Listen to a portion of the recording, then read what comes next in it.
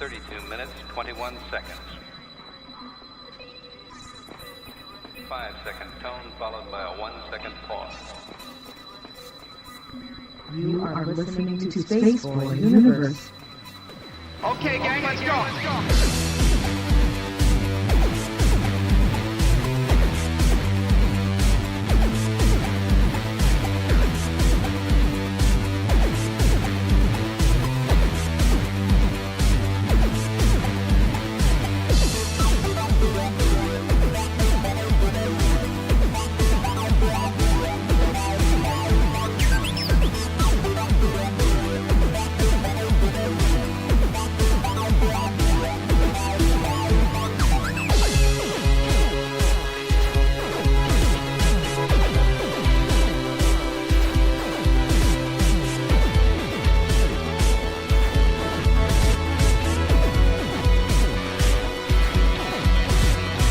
From the space city called Houston, Texas, welcome to Spaceboy Universe, featuring Spaceboy and the lovely Surlana.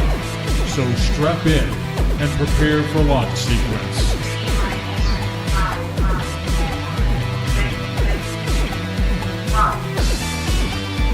Greetings and salutations. I'm Spaceboy, and across from me is the lovely Surlana, and this is Spaceboy Universe. It is September 8th, 2018. Yes, it is. Yeah. And we're on show number 2.33, and tonight we're going to be talking about Malaysia flight MH370. And, we've talked about this before, but we're going to bring everybody up to date with some new information and all that good stuff. As always, follow us on Twitter. That's at the SBU Universe. Follow Surlana at Surlana. Follow me, that's Spaceboy at Spaceboy Music. Make sure to hashtag your tweets tonight with hashtag SBU Universe, hashtag Space Cadets. In addition to Twitter, you can find us all over social media. Just search for Spaceboy Universe. Hey, Space Cadets. We've been doing a lot of work on our YouTube channel, and it's about time for you to get on over there and subscribe. We do more than just the archive of shows there. There is video content from SB Music, video interviews, 2-Bit Gamers, and so much more. So hit that subscribe button, click that bell to be notified when new content is available, and you will be a happy camper. Can't catch a show live? No problemo. Take the SBU on the go with you via Spreaker, SoundCloud, iTunes, iHeartMedia, and Spotify. And, of course, you can take YouTube with you on the go, too, as well. And on that magical note, let me bring in my lovely partner in crime, the lovely Surlana. Wow, you ripped through that so fast. I was like, I'm not ready. Well, you are on the air. Yeah, I know. I'm used for you going on for a little bit to get through all of that. And it's just like, you must have got this down with science now. Yeah, I'm really working hard now. Speaking of which, as we're getting closer to our anniversary show, I've been making a lot of changes behind the scenes, mostly because of YouTube. We've been sprucing it up, getting it cleaned up, making it look more, appetizing. And so it's kind of starting to work out, and we're starting to get more subscribers, and also our views are up, and so we're really excited about that. And when we do the celebration on the anniversary show, I guess we'll talk more about the direction all this is going in, and we're trying to do something different, but we'll talk all that. And the SBU is not going anywhere, as far as this broadcast is concerned. It's just going to be an extension of what we like to do. So, yeah. But anyway, Surlana, shall we dive into our banter section? Sure. Now, before the show, I kind of revealed an article that I had come across earlier this week, talking about taking AI to bring back the dead to life with human replicas. And so how do you feel about that? I don't get what they're talking about, bringing the dead back to life. Well, I think we're getting close to robotics, but I think what will happen is that you'll have some kind of vessel for consciousness? Like for example, I've always had the conversation that you can't really duplicate what I am. I mean, you could duplicate it, but it's often imitated, but never duplicated. Who I am is like 1.0. I'm the original OG as far as I'm concerned, my consciousness. I agree with that. You could, I guess they could get to a point where they could make a copy of who you are. It wouldn't be you, but it would have everything that you about you, like your creativity, like making music. For example, me making music, and or doing a show. It would be an extension of me. It would be capable of doing a lot of things I do, but it's not me. Does that make sense? Well, I mean, because we've this is an age-old argument. Yes, this is nothing new. So, in fact, they've done this on the Star Trek TV series, various sci-fi. They've managed to get their shows. consciousness into the computer, and it integrates. And then the Borg do this, and then but your individuality goes away, but all your experiences and knowledge gets put into a collective. Well, the expression what they're describing here is to be able to, let's say, you're able to capture the essence of a person, and I guess at some point, if loved ones pass on, you could always have the ability to talk to them and to ask questions. But I can already tell you one thing right off the bat. It's not them. It has all their memories and experiences, but it can't be them. I think that my situation would suck if I was an AI, because you would not really talk to me. You would be off on some Kindle there is kick. the possibility of an off button, though. Yeah, see, and that's concerning. That's makes me sad, But but the idea of being able to, it's not bringing back the dead. It's a facsimile. Exactly. I took the words right out of my mouth. Maybe AI can make it interact with you based on the parameters it has from the person it was, but it's never going to be the experience of the original. It's just never going to be the same. Well, it's a replica, as you're saying, and it may walk and talk exactly like you, but in the end, it's not you. Even though there's that fine line, that might provide comfort for some people, loved ones, but I would see that would be more in line with them bringing back a cat or a dog. Right. That would be easier and more useful. Well, I can imagine at some point they can do that first, but I mean, with technology, we're closing in on the singularity, where you're not going to be able to distinguish between technology and what's organic in reality. Well, it won't be in my lifetime. And I don't want to think reality is not can't be bestowed on technology. But when you say not in your lifetime, are you thinking like a data is what you're thinking of, or? Well, the part where they will replace us or it reaches singularity, I'll be dead before it happens. That's how far away it is. Oh, I'm in my mid-40s, so I don't really have that much longer. I don't see where you come to that conclusion, because it's going to be with 40 years away. No, I don't think it's going to be that far away, because quantum computers are about to come online. With that, we'll be able to process things in an unbelievable fast way that we've never been able to process before. I think that AI will, it'll be, it'll be like bringing in another life form to our environment. And then, because with the quantum computing, they're just, it's amazing what you'll be able to do with quantum computing.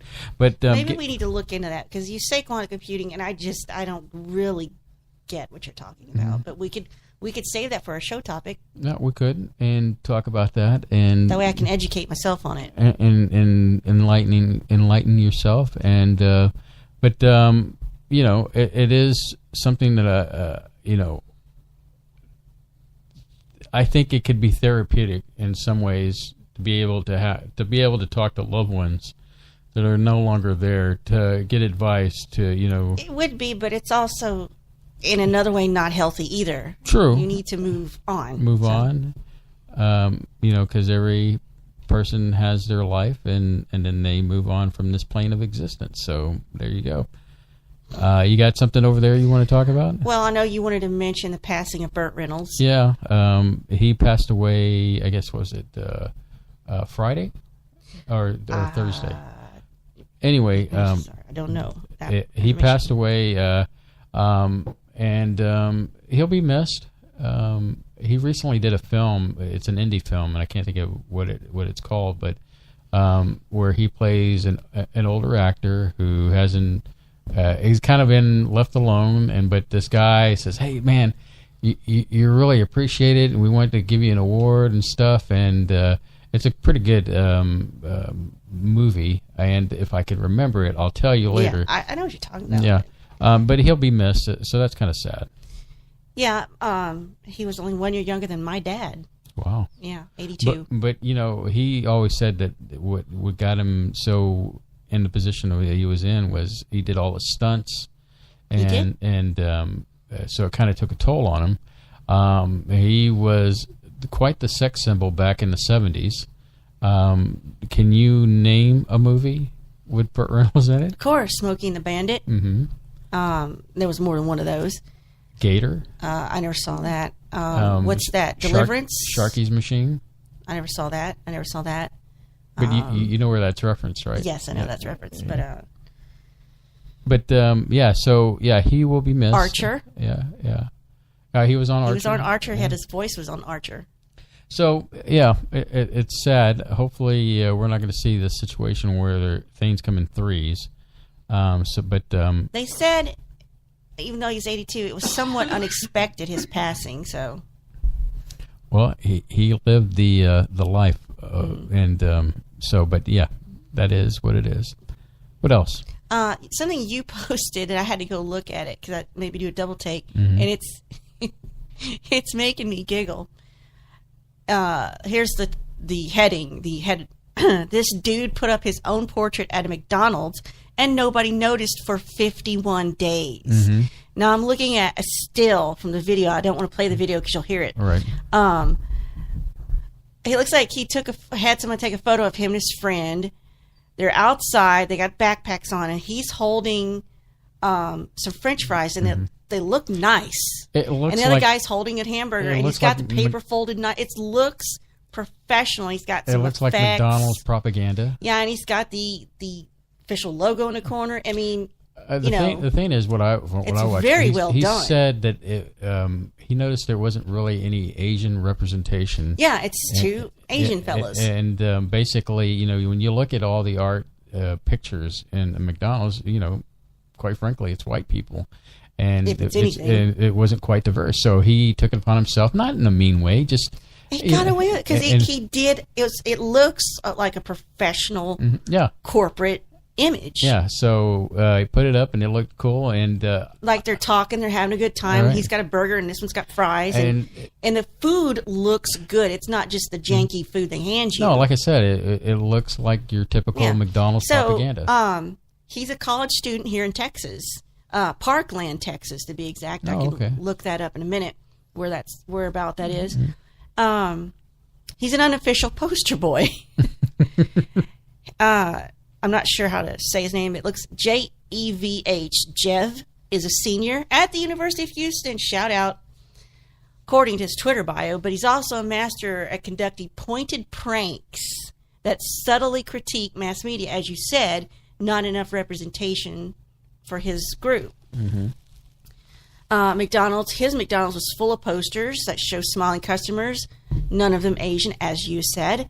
So he ordered a photo of himself and his friend, blew it up to the size of a Renaissance painting. You could get this done easily through FedEx office. Yeah, not a problem. We've ordered quite a few products through Not a FedEx, problem as long as you're willing to pay. Mm-hmm. So he went in to the blank wall and made a fake poster, him and his friend. It's been 51 days. So he carried this out in a somewhat clandestine manner. Yeah. He purchased an old McDonald's uniform,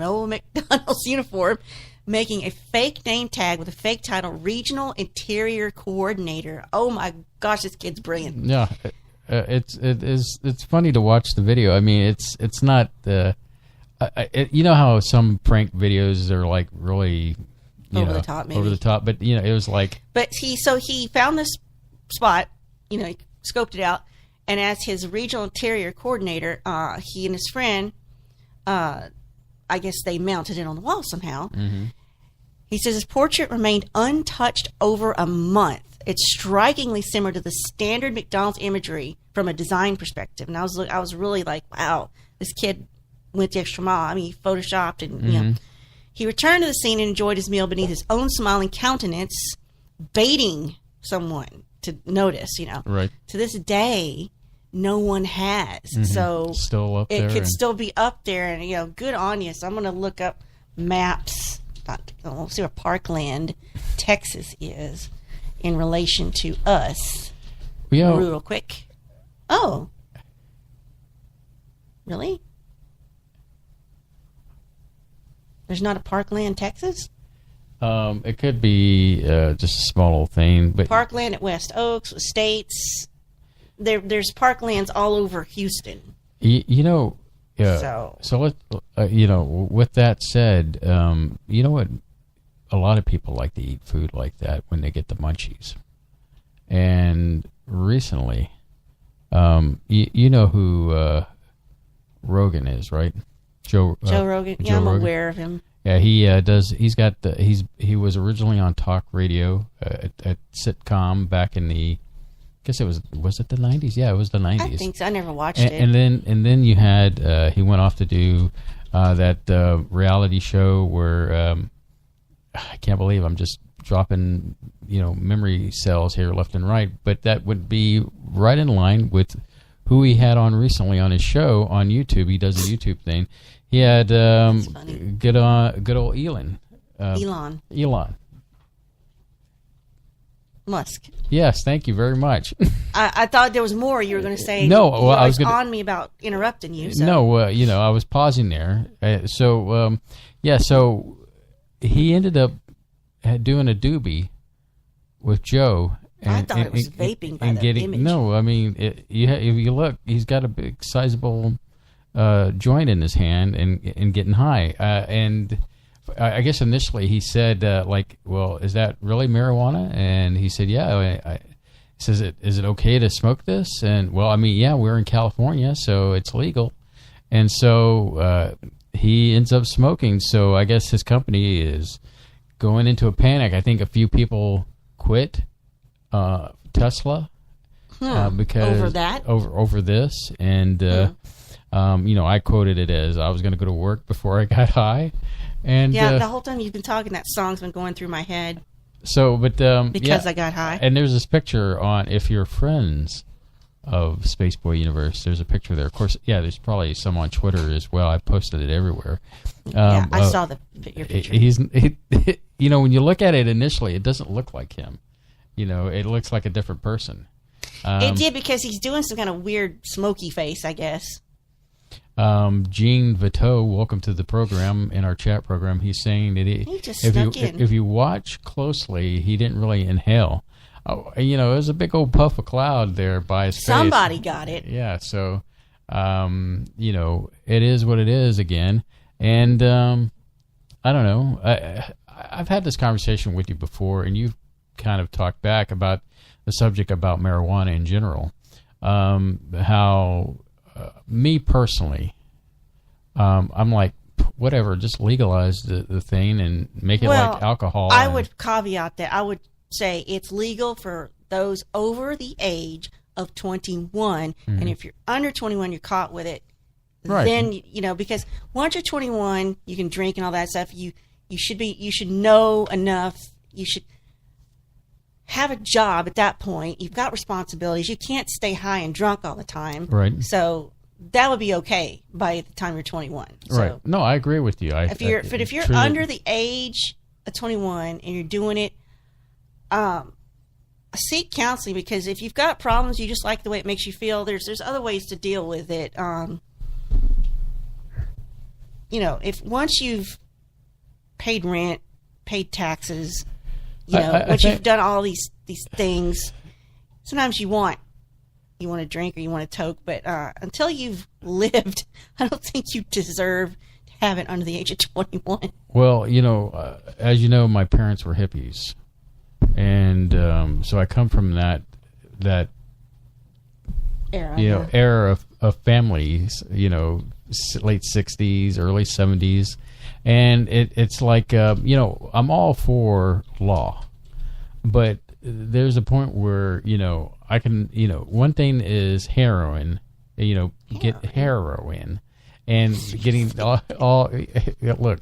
I should have taken a nap today. I admit it. Oh, man, that would have been awesome. But I failed to take my nap. Anyway, so you got some more hardcore drugs. I just don't look at marijuana. And there's good stuff that can come out of marijuana that could be medicinal. And not saying, oh yeah, it's medicinal. I'm not hard on it.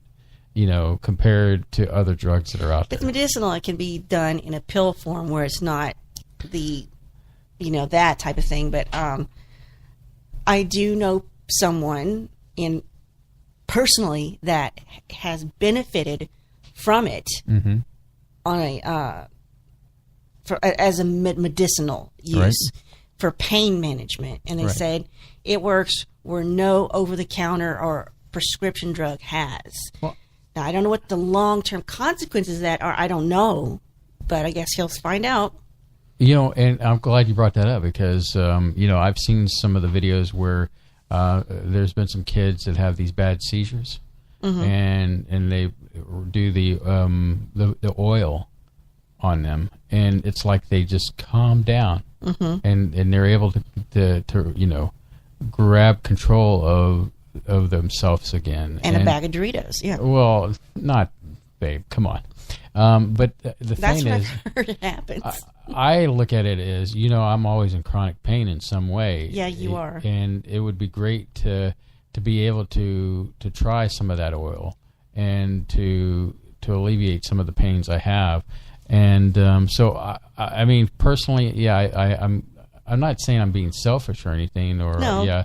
But it just, if there's a remedy out there that could possibly help me, with pain management instead of and pain management, but not alter you to the point where you can't function and go to work and do everything you got to do. Because I'm not the kind of person who will go to a doctor and say, come on, give me some Vicodin or give me some. No, I've told them, do not ever give me that because I think I'm allergic to it. So, and even with that, you've seen me take some of that medicine, and it's been very ineffective on me. And I'll take some of it, but I'm not going to overdo it because I've seen some bad things happen, and we both have. Yeah, and I'm not the kind that just wants to abuse that. So I guess if it's something natural out there, then yeah, we're all for it. You've seen firsthand what prescription drugs that a doctor prescribed someone legitimately, and I know someone who took something that was prescribed them for pain, and they went on a trip beyond what marijuana can do for you, and years later they pulled that drug off the market. It was Darvocet. All right. So there you go. The head shake. So, yeah, we'll have to wait and see how things go. But when it comes to marijuana, I'm not I'm not saying it should be illegal or and prosecute. I think, and in some of the people that get prosecuted for it for small quantities and end up in prison is just not warranted. I mean, I think it's not one of these drugs, and I don't buy into it. Oh, it's a gateway drug. It's going to destroy you and blah, blah, blah. But I'm like you. You and I agree. It should be managed like, you got to be 21. Yeah, I just don't think 17, 16, 15 and under should be having that stuff. I don't. You got to earn it. Yeah. So anyway, there you go. A little howdies here real quick. Howdy, Bev. It looks like K28's made it into the chat room. Great to see y'all. And Miss Michelle is there too. We're just so glad that y'all all showed up for the broadcast tonight. Spaceboy's missed you. Yes, we've missed you terribly. I mean, Gene Fateau, we might as well throw a party. I mean, we haven't seen you in forever, brother. But, we understand. Sometimes you like pizza. Other times you like steak. But when you come back, we'll be here with a large pepperoni pizza. Pepperoni. What else is on you? How long ago did we eat? Well, we ate at the House of Pies today. Well, the never-ending saga of cryptocurrency continues. Oh, yeah. You went from a... I'm riding the rapids on that. Yeah. It falls off a cliff. The slump deepens. And I was asking you, sometime during the week, like, what are the factors that change the value of cryptocurrency? Like, we have the stock market, stocks, and gold and silver, precious metals. It's been around so long. We know everything that's established that affects, prices of stocks going up and down.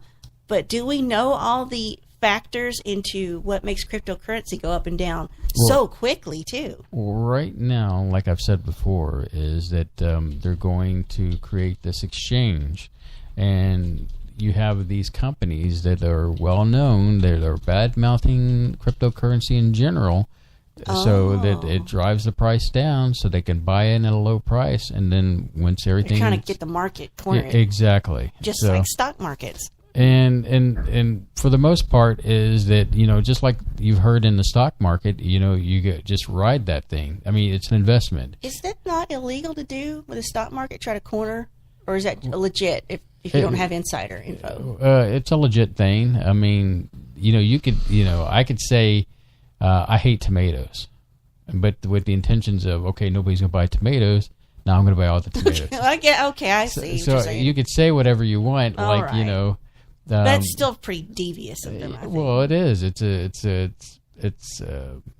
you got to be ready to play the game. So with anything, with an investment is to see how it plans out on the long. You're playing the long game. Well, if they do what you said, this company with cryptocurrency, then that means they have some kind of faith in it going up, because they're trying to push it that way. It's it's like some of the articles and things I've been looking at is that cryptocurrency is destined to make another jump like we've never seen it before. Initially when the first time went around, you saw the jump up to 6,000 to 7,000, but now we're talking a lot bit more because you've got big players that want to come in and start investment in the cryptocurrency. Has it been pretty much just individuals that are messing with it? It seems that way, and not corporations. Not really corporations, but with the volatile market situation with regular money, dollars and pounds and rubles and all this other stuff. The lovely thing about cryptocurrency is no government owns it. Nobody's regulating it. Nobody. Well, it's going to be kind of regulated here in the United States. And that's what you see the currency going up and down right now when it's, you get into it. And another thing that's kind of new is before you had to wait a little bit before you could purchase. You could put down, say, I want 2 Bitcoins, right? Well, you'd have to wait before you could purchase it. Why was that? Well, I don't know. But now you have the ability to buy currency and move forward and get it. So, it is, it's an instantaneous kind of thing. Before you had to wait. There was kind of a processing thing. So with that, meaning that it's so like, that quick to purchase, then, it makes it, that much easier to spend. Yes. So that makes it more likable as a currency. So, speaking of currency running out, it looks like we're at the bottom of the hour, ladies and gentlemen, and I know we have a great show for you tonight. The lovely Surlana and her research, and of course, my editorials behind the scenes will make for a great evening together, and I'm so glad that you could join us tonight. So stay there. We'll be right back.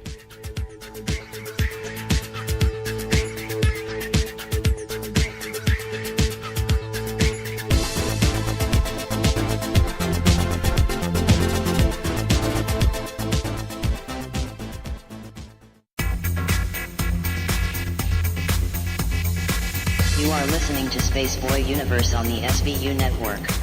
Explore the universe with Spaceboy and Surlana.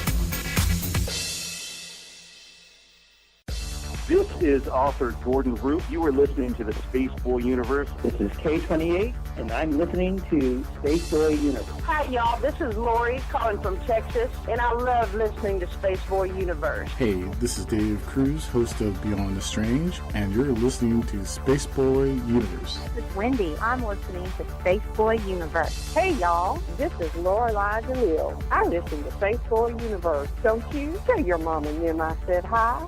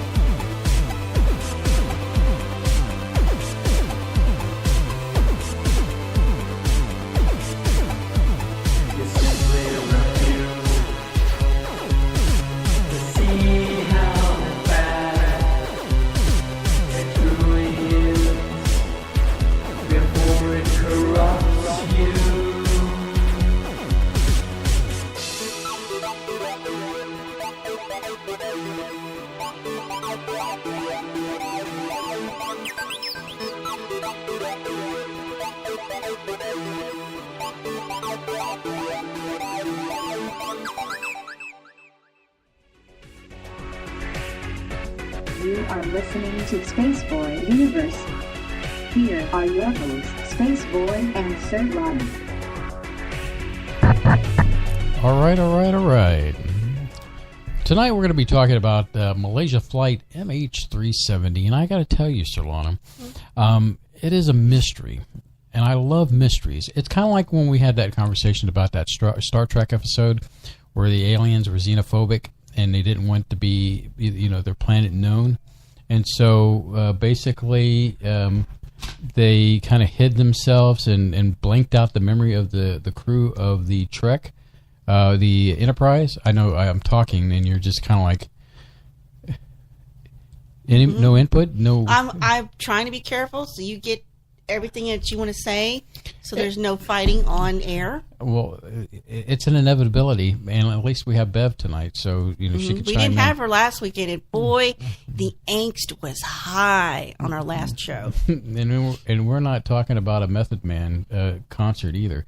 My goodness, we were. Yeah. But what I'm saying is that I've always been fascinated by a mystery.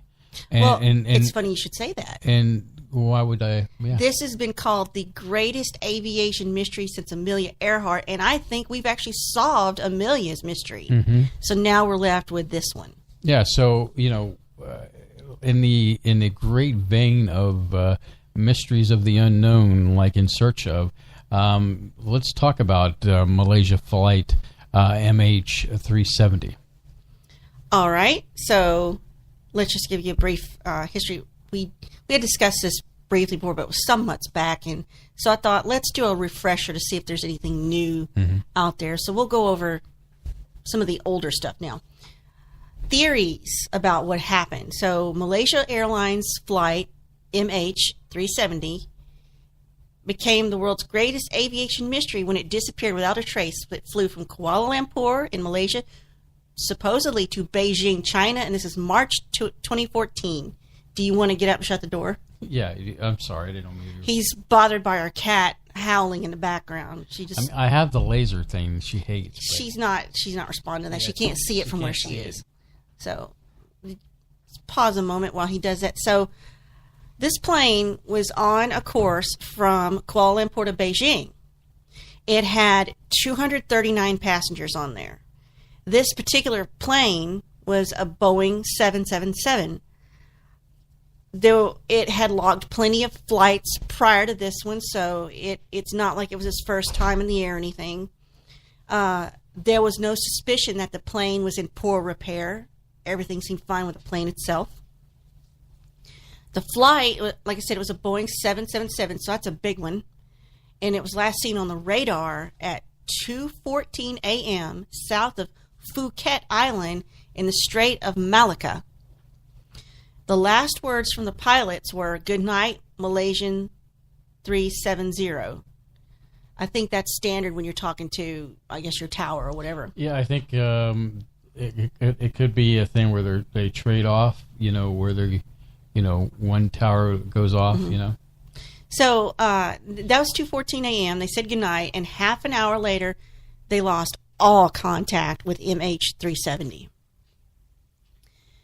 The search for the plane spanned nearly 3 million square miles, which is 1.5% of the Earth's surface. To this day, the black box has never been recovered. Okay, so people say, you're looking in the wrong place. So even at that, where are the bodies of the passengers? Surely wreckage would be floating or debris on a shoreline or something, and these spots they were looking at, the likely places, something would have been found.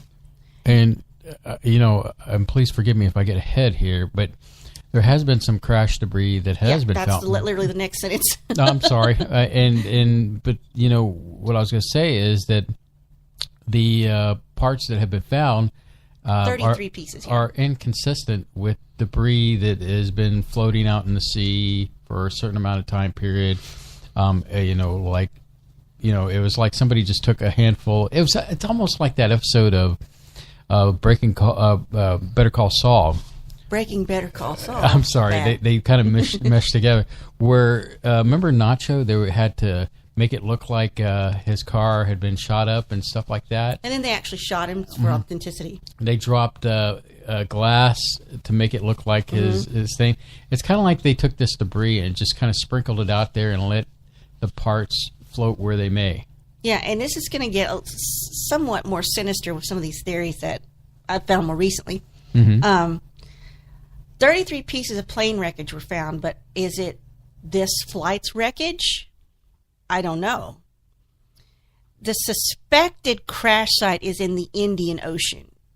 They say they found the wing flaps, but the other debris was never photographed or it's never been shown to the public. Just the little bit they found suggests the plane may have been out of control and it just went, broke apart in a million pieces. Now, August of 2017, a diplomat who was investigating all of this was shot dead in Madagascar's capital city. This was dubbed an assassination. The honorary consul of Malaysia, Zahid Raza, apologize if I don't pronounce that right. So that's fishy, right? Now, Australia stepped up as soon as this started, because I guess they're the country that's physically closest to where the wreckage should be. So Australian officials ended their search on January 17th, 2017, which was 3 years after it happened. Yet both Australia and Malaysia governments are still hopeful they'll find an answer after all this time. What is holding them back? So here I want to get into the top 10 reasons, and some of these I will flesh out a little bit later. Okay. So at one point, the Malaysian government struck a deal of some kind with a U.S. exploration firm to continue the search for the plane. They also did a deal with a Dutch firm. So here's the top 10 theories. 10. It was pilot suicide. Now, I've read ahead and found out why would he do that? There's speculation that his marriage was falling apart and that he didn't have a reason to live. Also, they say maybe he was protesting the fact that they jailed this other guy. Mm-hmm. And I have that info further down in my notes, and I'll talk about that in a minute. Sure. But the guy who was piloting this flight was a seasoned pilot with an excellent record. So it's not like he was known for being a lunatic. Still, even if he downed the plane, where is the wreckage? The other number nine is the theory that terrorists crashed it into the sea. Second most popular theory, because it's pretty plausible. There are some who claimed responsibility, but I'm sort of guessing these groups came forward that were not believable. They didn't get the credit. There were 2 passengers on board that flight with stolen passports, and the theory is that's part of the cover-up. Number 8 is Afghan hijacking. The plane was actually flown to Afghanistan.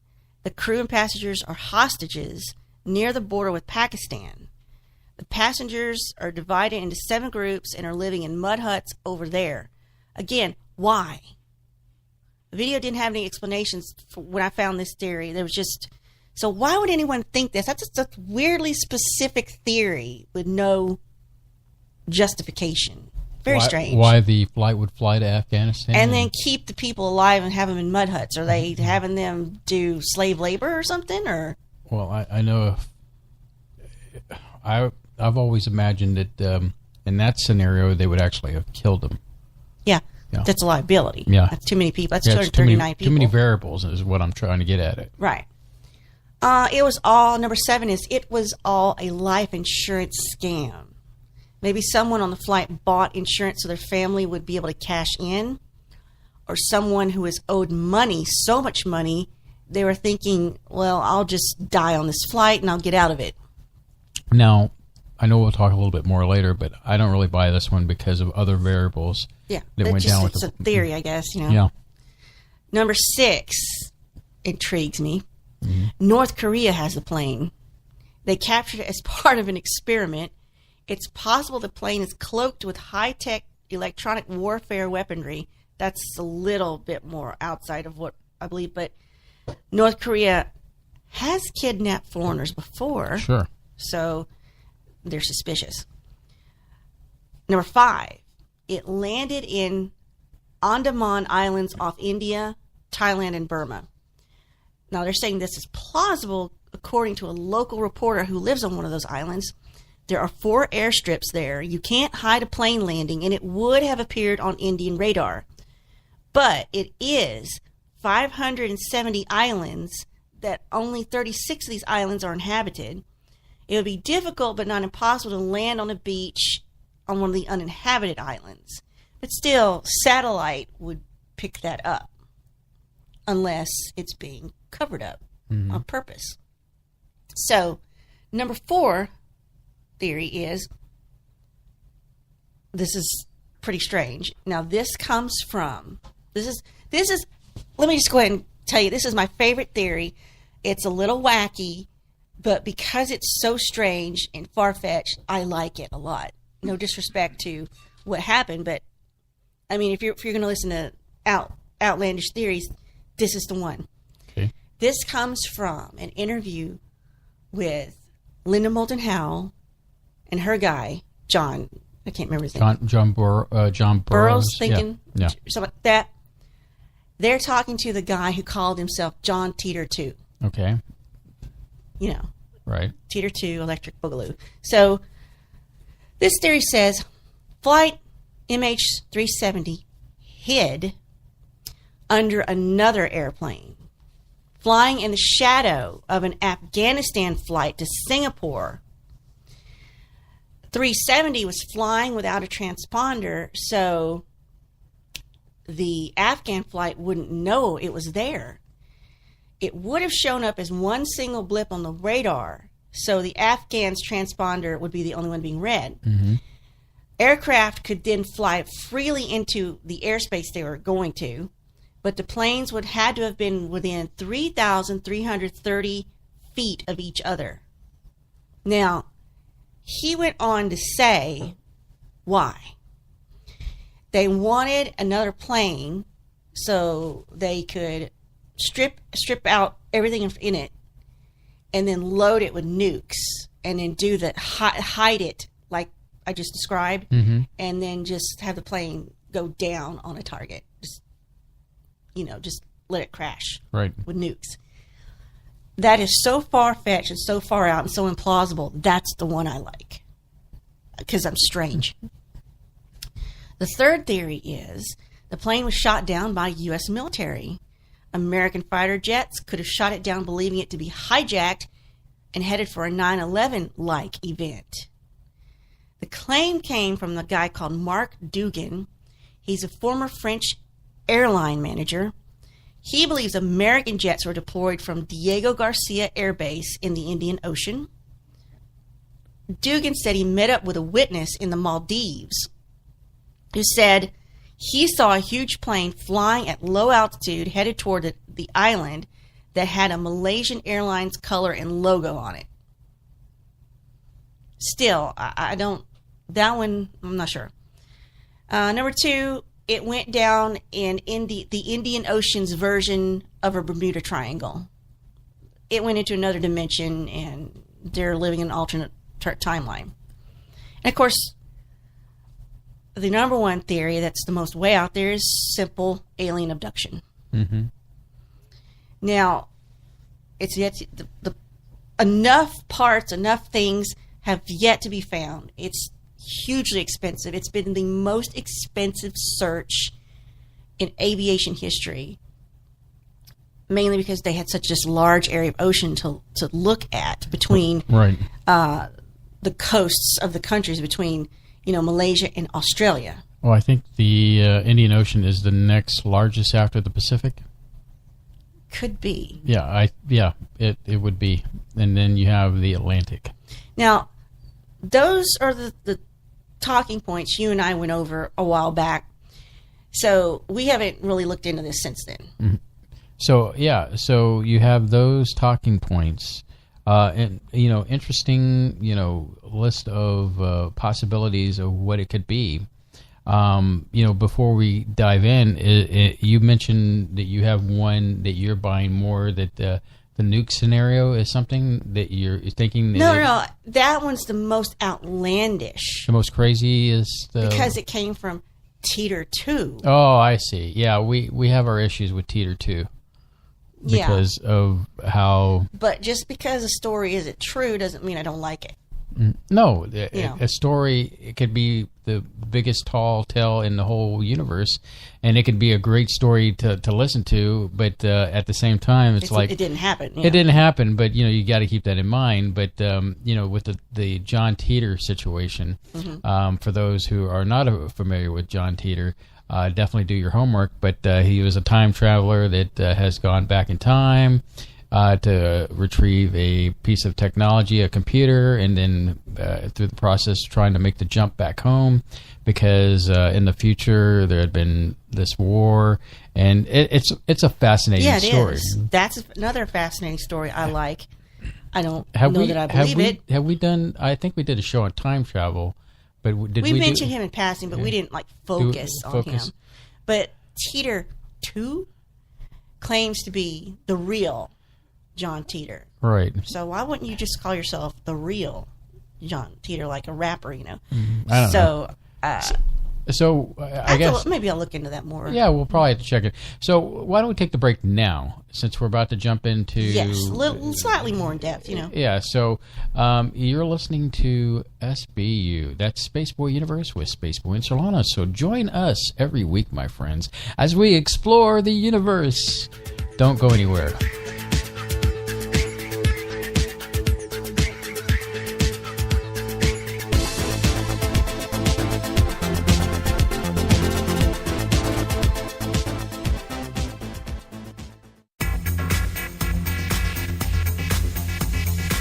You are listening to Spaceboy Universe on the SBU network. Explore the universe with Spaceboy and Surlana. This is author Jordan Root. You are listening to the Spaceboy Universe. This is K28, and I'm listening to Spaceboy Universe. Hi, y'all. This is Lori calling from Texas, and I love listening to Spaceboy Universe. Hey, this is Dave Cruz, host of Beyond the Strange, and you're listening to Spaceboy Universe. This is Wendy. I'm listening to Spaceboy Universe. Hey, y'all. This is Lorelai DeLille. I listen to Spaceboy Universe. Don't you? Tell your mom and them I said hi.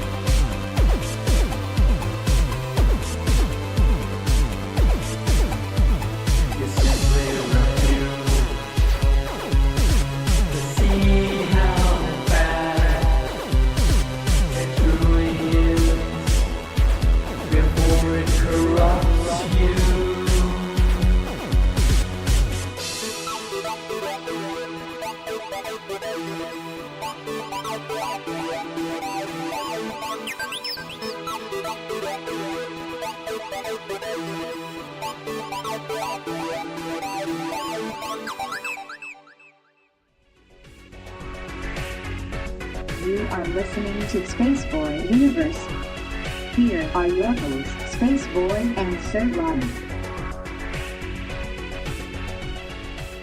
All right, we're back, and we were hitting some of the highlights that Surlana and I have talked about the Malaysian flight mystery, I guess we were going to dive into the deep end of the pool and get some more perspective on some of those, and maybe some more interesting connections to the flight. Well, some things will expound on the theories that I mentioned before.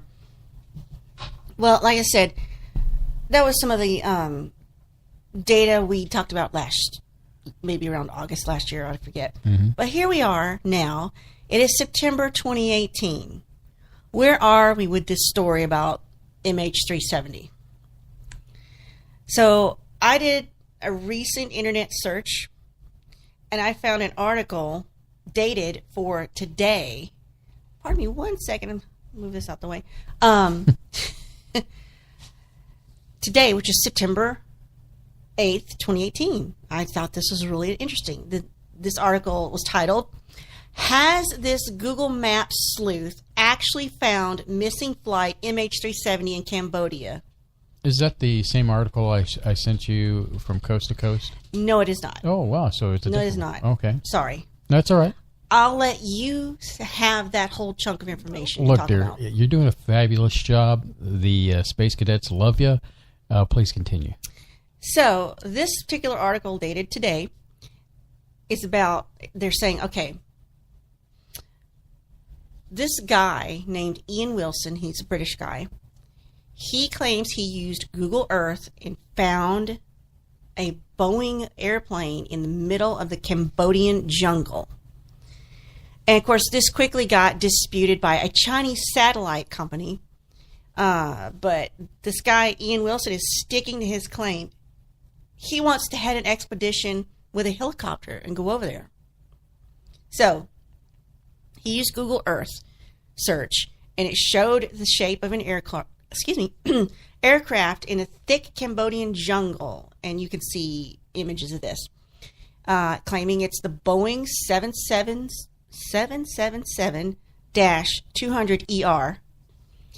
Now, there have been other claims like this where they saw that something on Google Earth, only that got debunked as, yes, there's a plane there, but it's in air above the trees. So it's sort of an illusion. You're not seeing it in the forest on the ground. But this guy, Ian Wilson, says he knows about that because Google Earth offers this option.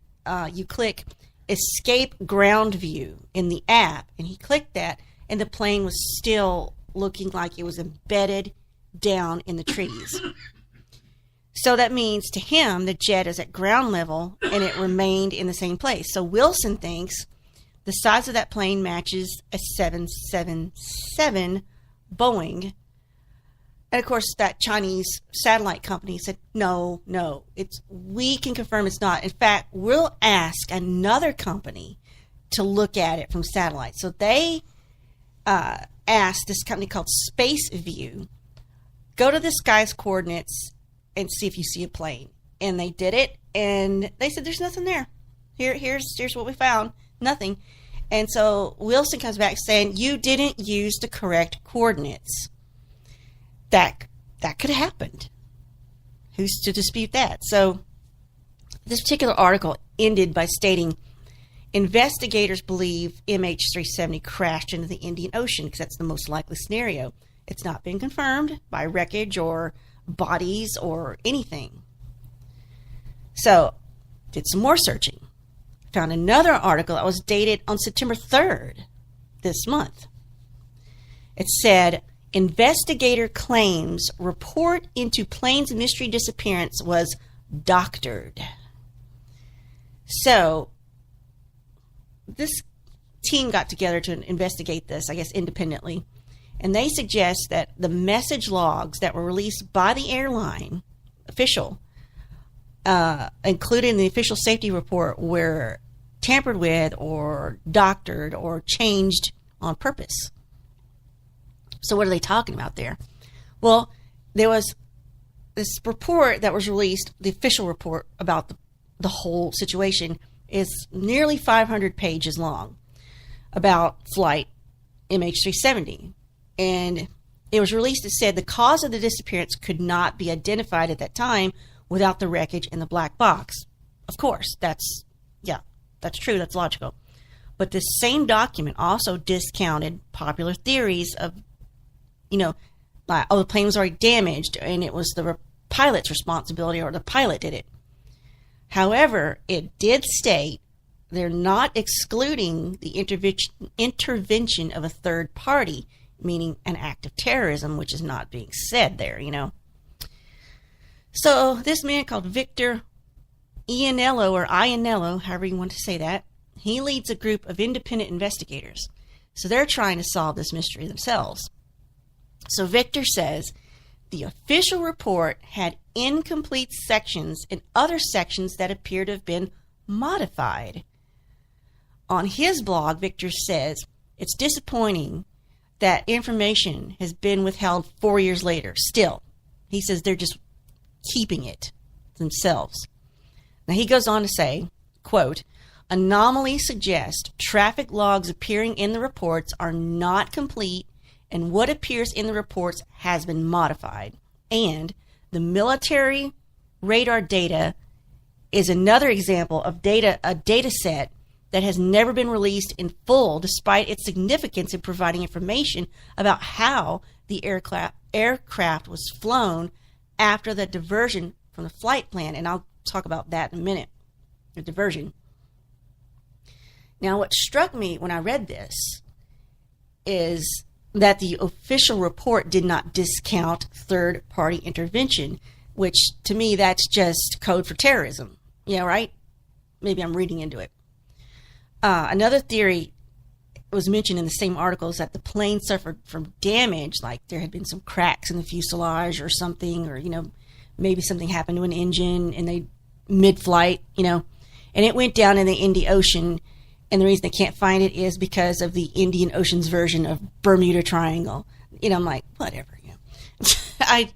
I'm not buying the Western version of the Bermuda Triangle over there. I say Western, I mean to our west. All right, so did a little bit more searching. Those were from maybe somewhat dubious sources. So I'm like, well, here's the Washington Post. Let's, can't you trust the Washington Post? So I read their article. It was dated July 31st of this year.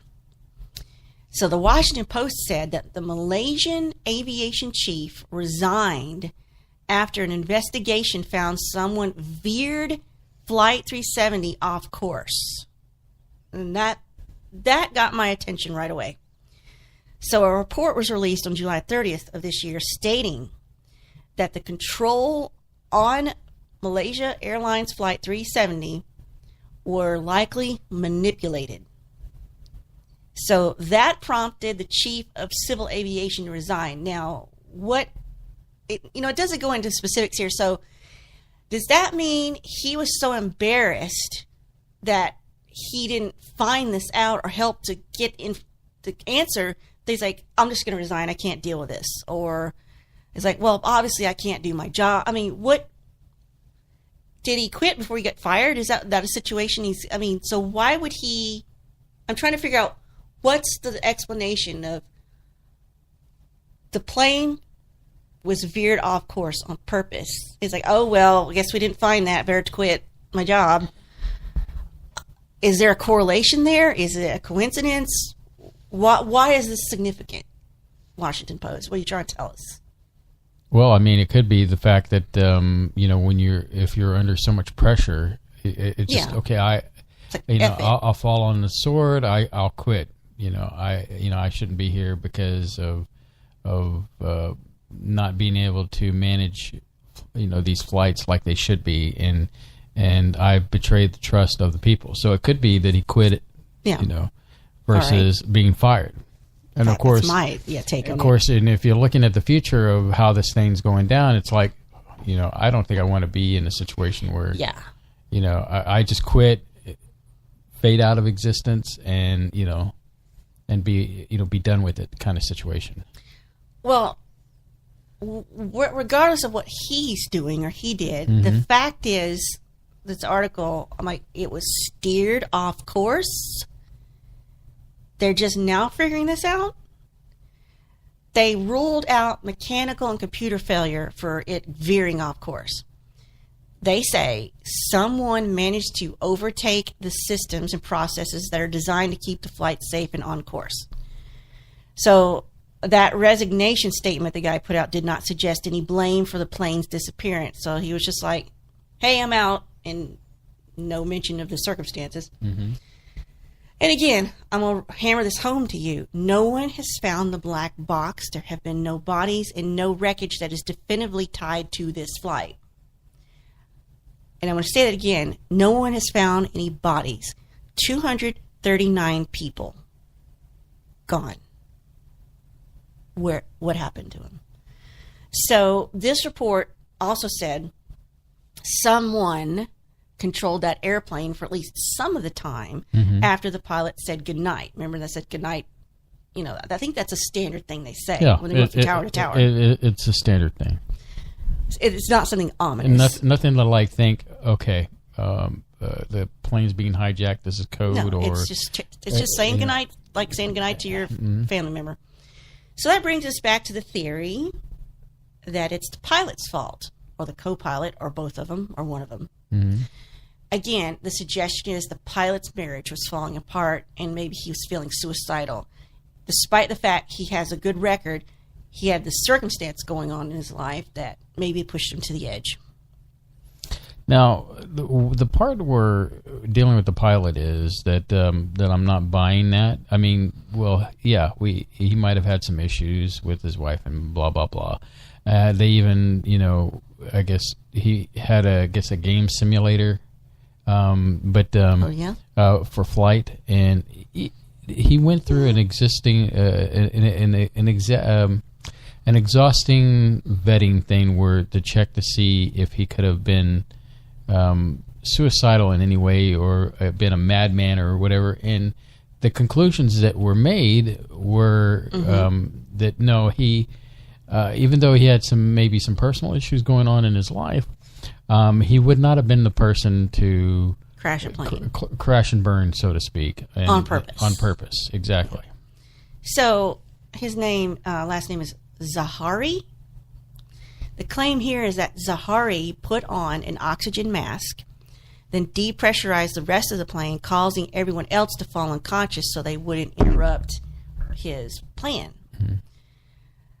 The reason people put that forward is because that theory supports the unexpected left turn in the flight path that is not supposed to have been there.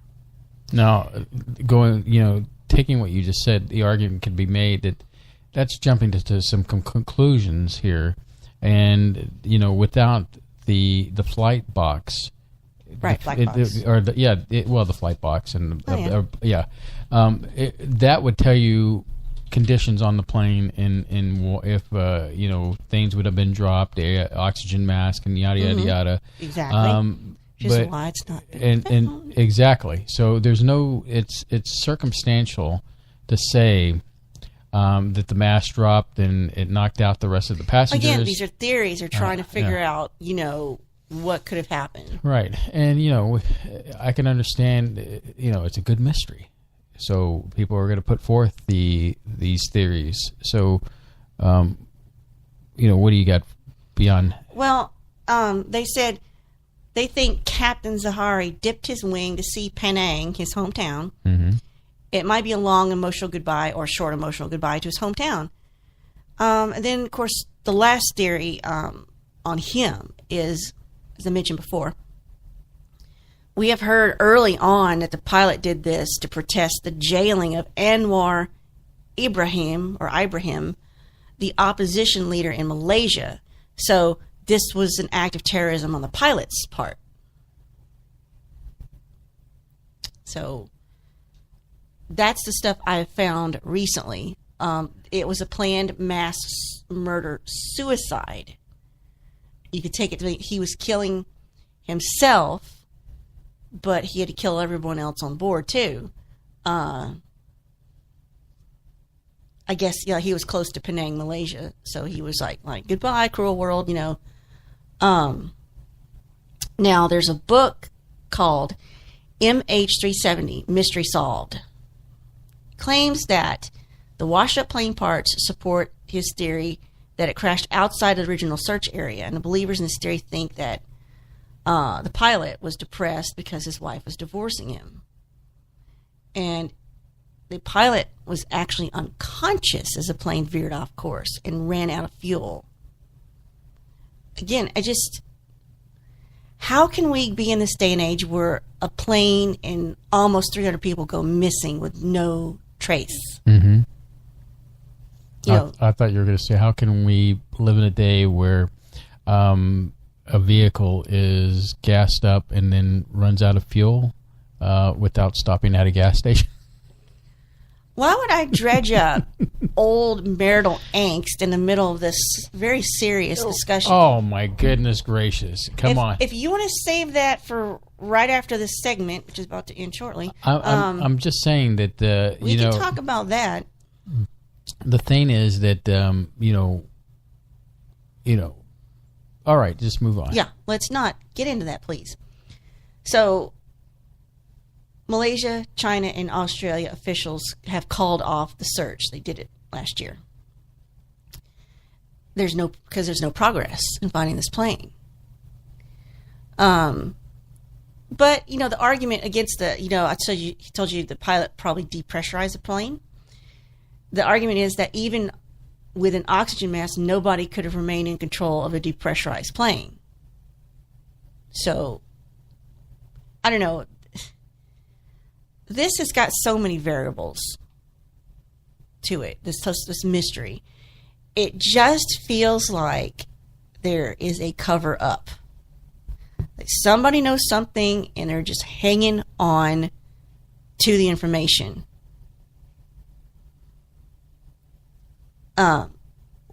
My question is, where are the bodies? Where are the people? Where are the bones? Where are the clothes? Where are their luggage? I mean, how deep is the Indian Ocean? It's deep. So it could have gone down quick without a trace. It might as well be on the moon, for that matter. Gracious. So that would be the only plausible reason we can't find it. Is it's just so deep, it's gone. Then that, to me, that's got to be it. Because we would have there. We would have had a limited amount of time to hear the recorders because they give off a signal, and even at that, combing through the ocean to find that would have been very difficult. That's to say, if the whole plane just sunk to the bottom and leaving no trace whatsoever. So, were you going to say something about the jungle part? No, actually, what you brought up earlier about the jungle ties in with the Coast to Coast article that I saw, and showing the picture of the airplane totally intact. See, my thing is, did it land that way, or because to me, if the vehicle crashed, there would be this dispersal pattern of crashing, like a delta type pattern of crash, and we don't see this. This plane looks totally intact, which we had talked about how the plane could have taken a picture while it was in motion, because Google has captured things like that. And no, it was not, just like you were saying about how they verified with the cameras and stuff. And so I don't know. It's just interesting. So there's to me personally, there's two theories. Like you just said, it's so far down at the bottom of the ocean, we just can't get to it. Well, I'm surprised that... Or two, it's somewhere, and somebody's just keeping this a secret for some reason. Or three, it's the Rothschilds. I don't feel like they're the threat they used to be. No, you did not bring this up in this conversation. Awesome. Tonight. Bring something up. You are angsty tonight, and I don't know why. My head is not in the game, I'll be honest with you. Apparently, there were these scientists that were developing these free-scale semiconductor, this free-scale semiconductor patent. That basically these scientists were on board the MH370, and so obviously these guys had owned the patent, and of course if they all died, guess who the patent would fall back to? Who? The Rothschilds. And this technology was very cutting edge. Think of it like a sheet of paper with such flexibility, but with the strength of steel, and how that technology would change a lot of things. Oh, yeah. And so this patent would go back to the Rothschilds, and I'm just kind of reading over my notes here of that, and but it's a fascinating read, and yeah. So these famous scientists were on board, and this theory, it's believed that they were killed for the technology, and so that's what this article is going over. I just don't see the Rothschilds as that big of a threat. Sure, I mean, conspiratorial, sure, but in this situation, like, I don't know. I'm having difficulty with that one. How is that not as plausible as, seeing a plane on Google or whatever? I didn't say it wasn't plausible. I'm just saying I personally don't buy that one. Well, tell me why you don't buy it. I don't know. It just seems like a long shot to make money. Unless we're talking buku's amount of money. To kill people, to revert a patent back into your own pocket? No, I think that's very plausible. I mean, we've seen corporate greed, but when you're dealing with the Rothschilds, it's a different level of money altogether, So, as far as we know, they could be the Illuminati. They helped found it. Well, it's kind of like when I had the conversation, going down the Rothschild hole, is that when I was talking about cryptocurrency, about the people who were behind pushing the value of currency down. I told you about Sachs Goldman, but I also told you about the Rothschilds pushing the value down so they could buy into it and sustain their money. So I like the fact you saw through that. Yeah. So I think it's an interesting thing because you've got these people that were scientists on board this plane. I mean, people that were working on cutting edge technology, and now all of a sudden this plane has disappeared. Now, and what's also interesting is the time period of how close another Malaysian flight was shot down over the Ukraine by Russians. And, you have that's fairly close to the same time period. Makes you, I don't know, you could kind of like, makes you go, because of so close of how the two were, happened in, within the same time period. Yes.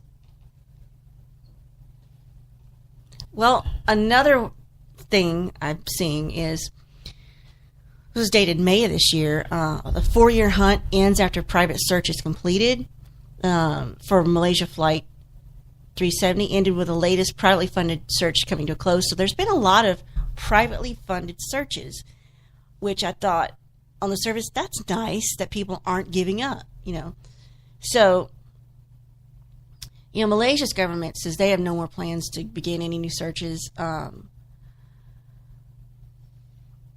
No, as of June 1st of this year, the search totally has been called off. So what happens next is, I guess they can still keep doing private searches, but that takes money. And although money was put out there, at some point you're going to say, is it even worth breaking even? Or, is there even a chance? Ask the friends and family of the missing. In our conversation, we also talked about an island. Yes. A military island. Yes. Lots of islands. Yeah, but do you have that in your notes? Just Go ahead. No, I can't remember. I just remember there was some kind of military island where people were saying that the plane could have been flown there, and that, and then there was a scuttlebug about pictures being broadcasting from the cell phones of some of the passengers. There are 570 little islands, and 36 of them are inhabited. There's 4 airstrips, and you're saying you can't hide a plane there. It would be difficult, but not impossible, to land on one of those beaches of the uninhabited islands. But I can't imagine why they would do that. Why would somebody go to this trouble to do such a difficult landing maneuver? What would be the end game there? Unless they were just in trouble. But there has been incentives out there to find it. Malaysia agreed early this year to pay a U.S. firm up to 51 million pounds, or 70 million our money, if they found the plane within 90 days. So money can be a great motivator. So it seems as if the Malaysian government wants to find it, where it's getting all this incredible money. That's amazing.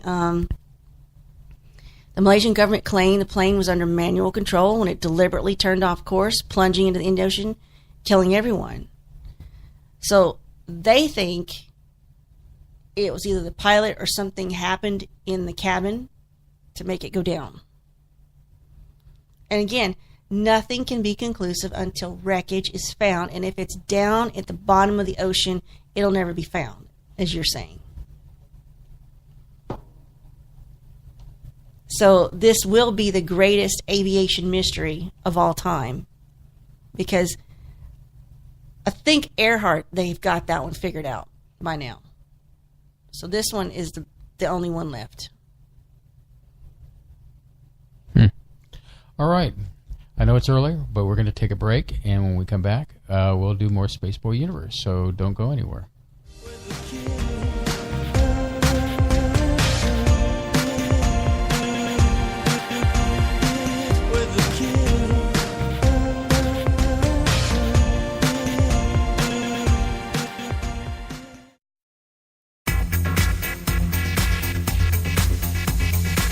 You are listening to Spaceboy Universe on the SBU network.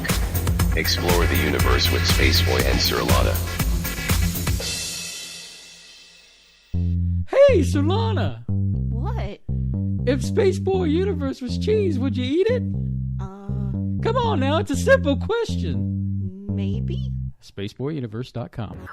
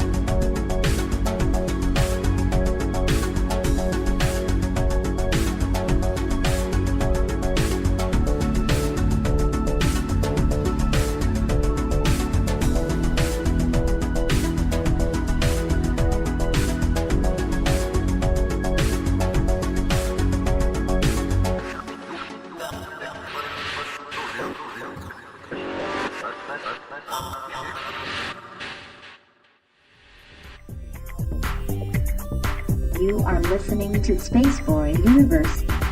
Here are your hosts, Spaceboy and Surlana.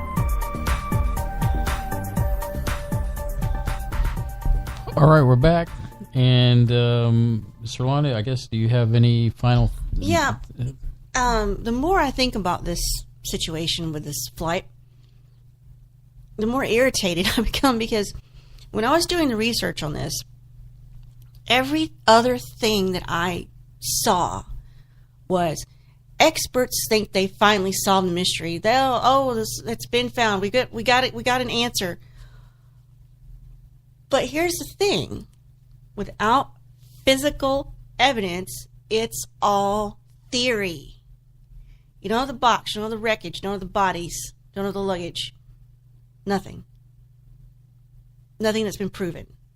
It's a theory. So I'm sitting here looking at another article. It says, MH370 experts think they finally solved the mystery of the doomed Malaysian Airlines flight. Well, what have they got to say? This is dated May 15th of this year.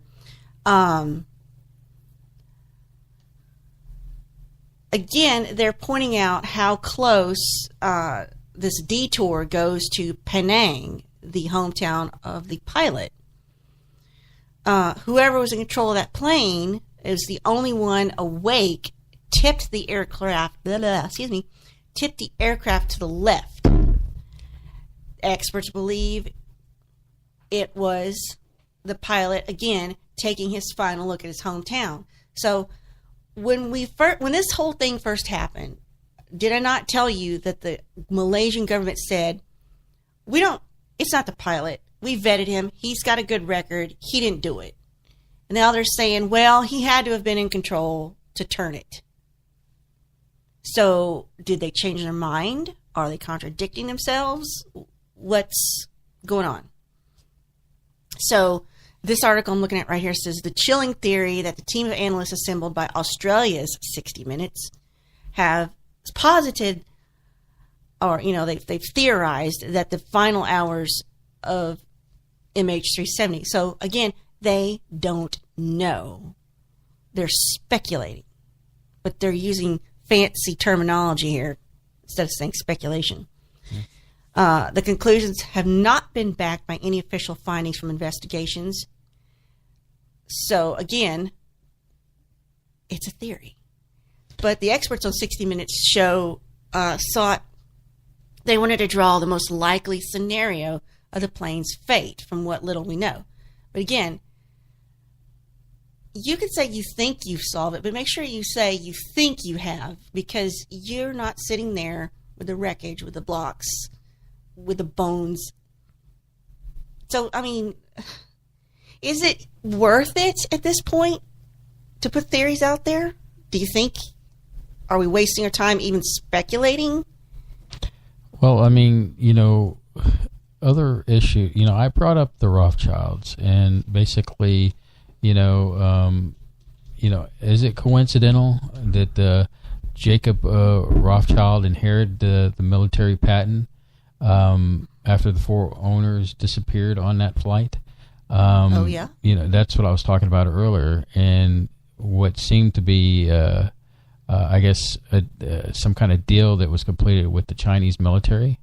And then, you can't forget that there was 2.5 tons of lithium-ion batteries that were loaded on board the flight. Why were there that many batteries on a flight? That's sort of strange, isn't it? You know that the lithium batteries can be pretty dangerous if they not properly. explode. Yes. Is that not the battery that was in, what's the Segway without the handle?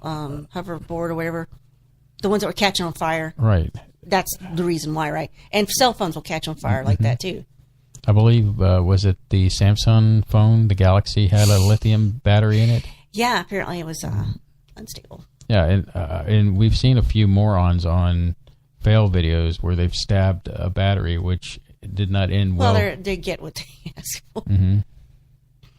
And then, like going back to Diego Garcia, that little island just south of India, in the Indian Ocean, a lot of people think that the plane was hijacked and taken there, and people were taken off the plane. That the plane actually, they put them in some kind of what is it called? Faraday cage. I know I'm Faraday cage. Yeah, and so that people couldn't do broadcast, their phones and stuff like that. But so still, like EM outage. Yes, or exactly. Like that. Put it, yeah. Mm-hmm. And then I think there was also another thing where, even though the tracking device on the plane had been turned off, they had Rolls-Royce engines, and I believe that those have a separate broadcasting ability to report back to them to tell them how their engines are doing, none of that has come forward on that end. So I think that there is a known this flight. It's known what happened to this flight, and they're just keeping it. And nobody is coming forward to. That's what I think. Whether it be the fact that it could be a war, it could break out a world war in situation. You're saying they're hiding it for our own good. Yeah, whether it's hiding it for our own good or for other nefarious reasons, like I bring up the Rothschilds, to dominate the planet, to be the great equalizer. Could you imagine? They're not already in charge? Taking, like, for example, what I was talking about, taking that technology and giving it to the Chinese, how the Chinese would have a great advantage over a lot of the other world powers. They would become their own superpower with a technology that no one has. So, I mean, that's one thing, I'm just trying to piece together from just bits and pieces of what I can remember.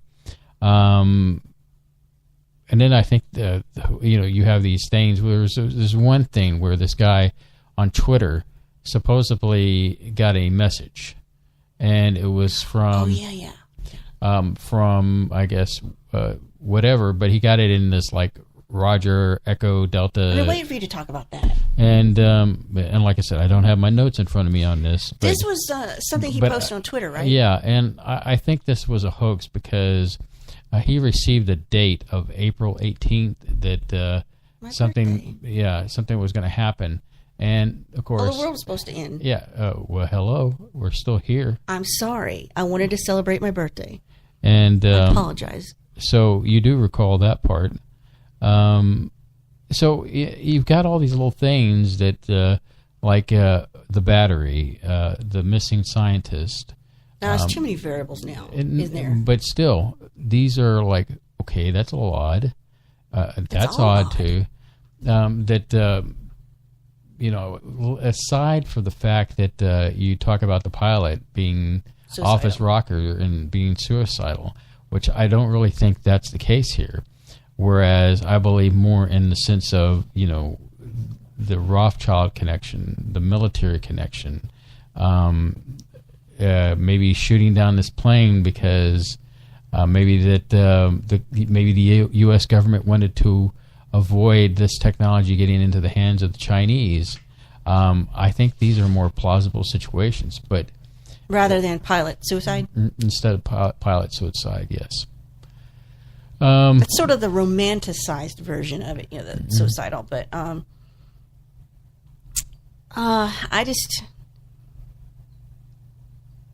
don't know.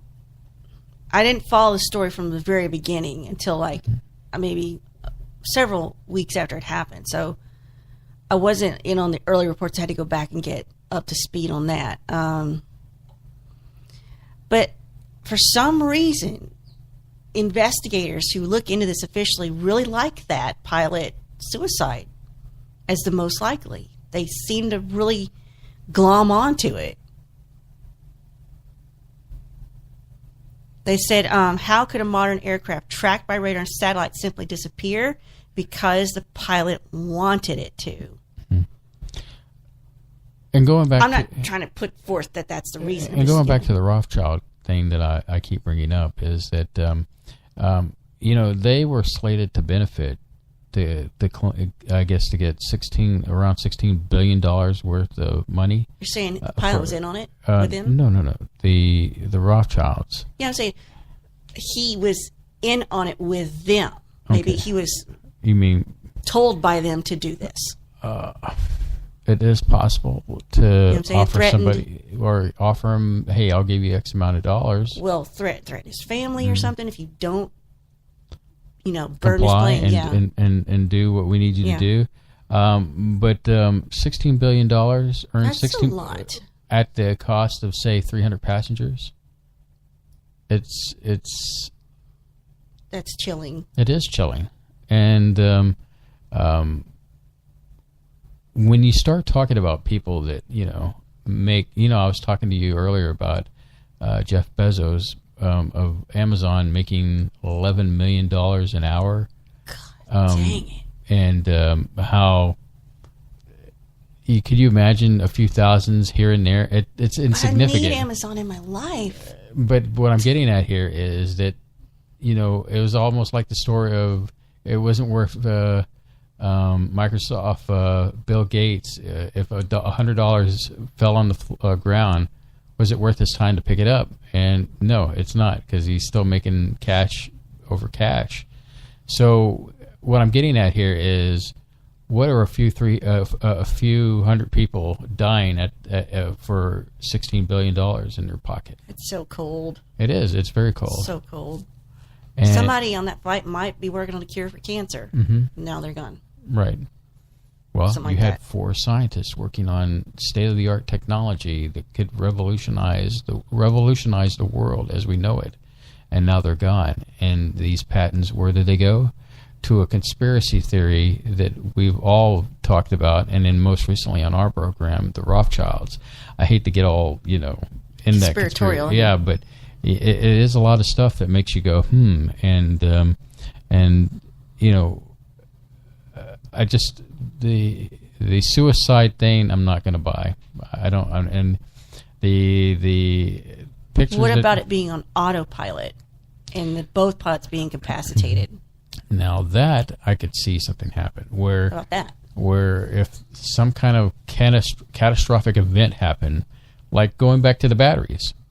Let's say one of those batteries exploded, and not all of them, just one of them, and it was enough to tear open a hole in the fuselage of the airplane, decompressing it, and then if the passengers were not able to put their oxygen mask on in a timely fashion, well, they would be knocked out because of being at a high altitude with no oxygen.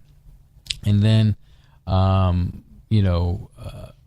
maybe they dropped the plane down, and maybe something happened where the pilot and the co-pilot they lost the transmitter and all that stuff, and they were just unable to communicate. It's a variable. When you say the transponder, was it malfunctioning or was it turned off? They got the impression that it was turned off. That's fishy. Yes. I know you don't like the pilot suicide thing, but it's fishy to me. Maybe the pilot didn't do it, but somebody did something deliberately on that flight to make this happen. No? Yes? Well, I mean, you keep coming back to the pilot deliberately doing something. Or somebody is on that flight doing something. Maybe it's a co-pilot. Maybe they were taken hostage and forced to do it at gunpoint or bomb point or whatever you want to say. Maybe a Rothschild representative was there threatening them. Well, here goes the theory of the bomber. If there was a bomber or something like that on the flight, we would have had some kind of debris or something that would directly connect this flight, and we have not seen any debris directly connect this flight. Even though we've seen some debris wash up on some of the shores surrounding the Indian Ocean, no one has definitively come forward and said, look, this debris goes to this flight. Here's some matching numbers. You know, serial numbers. I know you used to watch Pickers with me, and they would go find a car, or even when we're dealing with Danny with county cars. Factory original numbers. If the numbers match up, then, you know, hey, we got a factory car here. If they don't match up, then it's a Frankenstein thing, and it's not worth as much as all matching numbers. Similar to the debris, these numbers, you know, if they match up, hey, just show us what's wrong with showing us the numbers on the debris. Let's get this part or this clue out of the way and say, okay, we definitively shown you that the numbers match. So we have debris. So the plane did break up, whether it broke up that night or whether it broke up at some point. We have debris, and here it is. And a lot of people have kept their mouth shut, and you know, that makes it, even to me in my mind, more nefarious of what went down.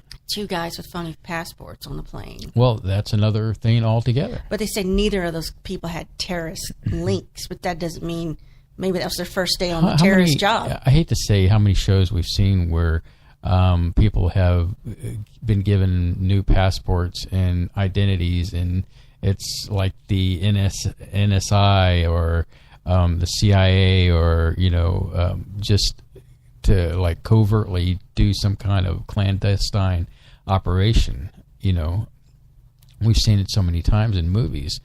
I don't think movies are that far off from reality. I mean, I'm trying to tell you something, huh? I don't think that that it's 100% true. I mean, those Tom Clancy movies and shows do come awfully close, because, you know, Tom Clancy was definitely on top of it. Remember, we talked about how Trek is like very cutting edge when it comes to technology. Sort of predicting the future technology. Tom Clancy was like that. He was on the cutting edge of looking at military things and piecing together things. And excuse me for a second, I got a cough. I guess I'm getting too excited here. So I think that you know, when you watch something like a Tom Clancy thing, it's almost like, okay, yeah, that could happen.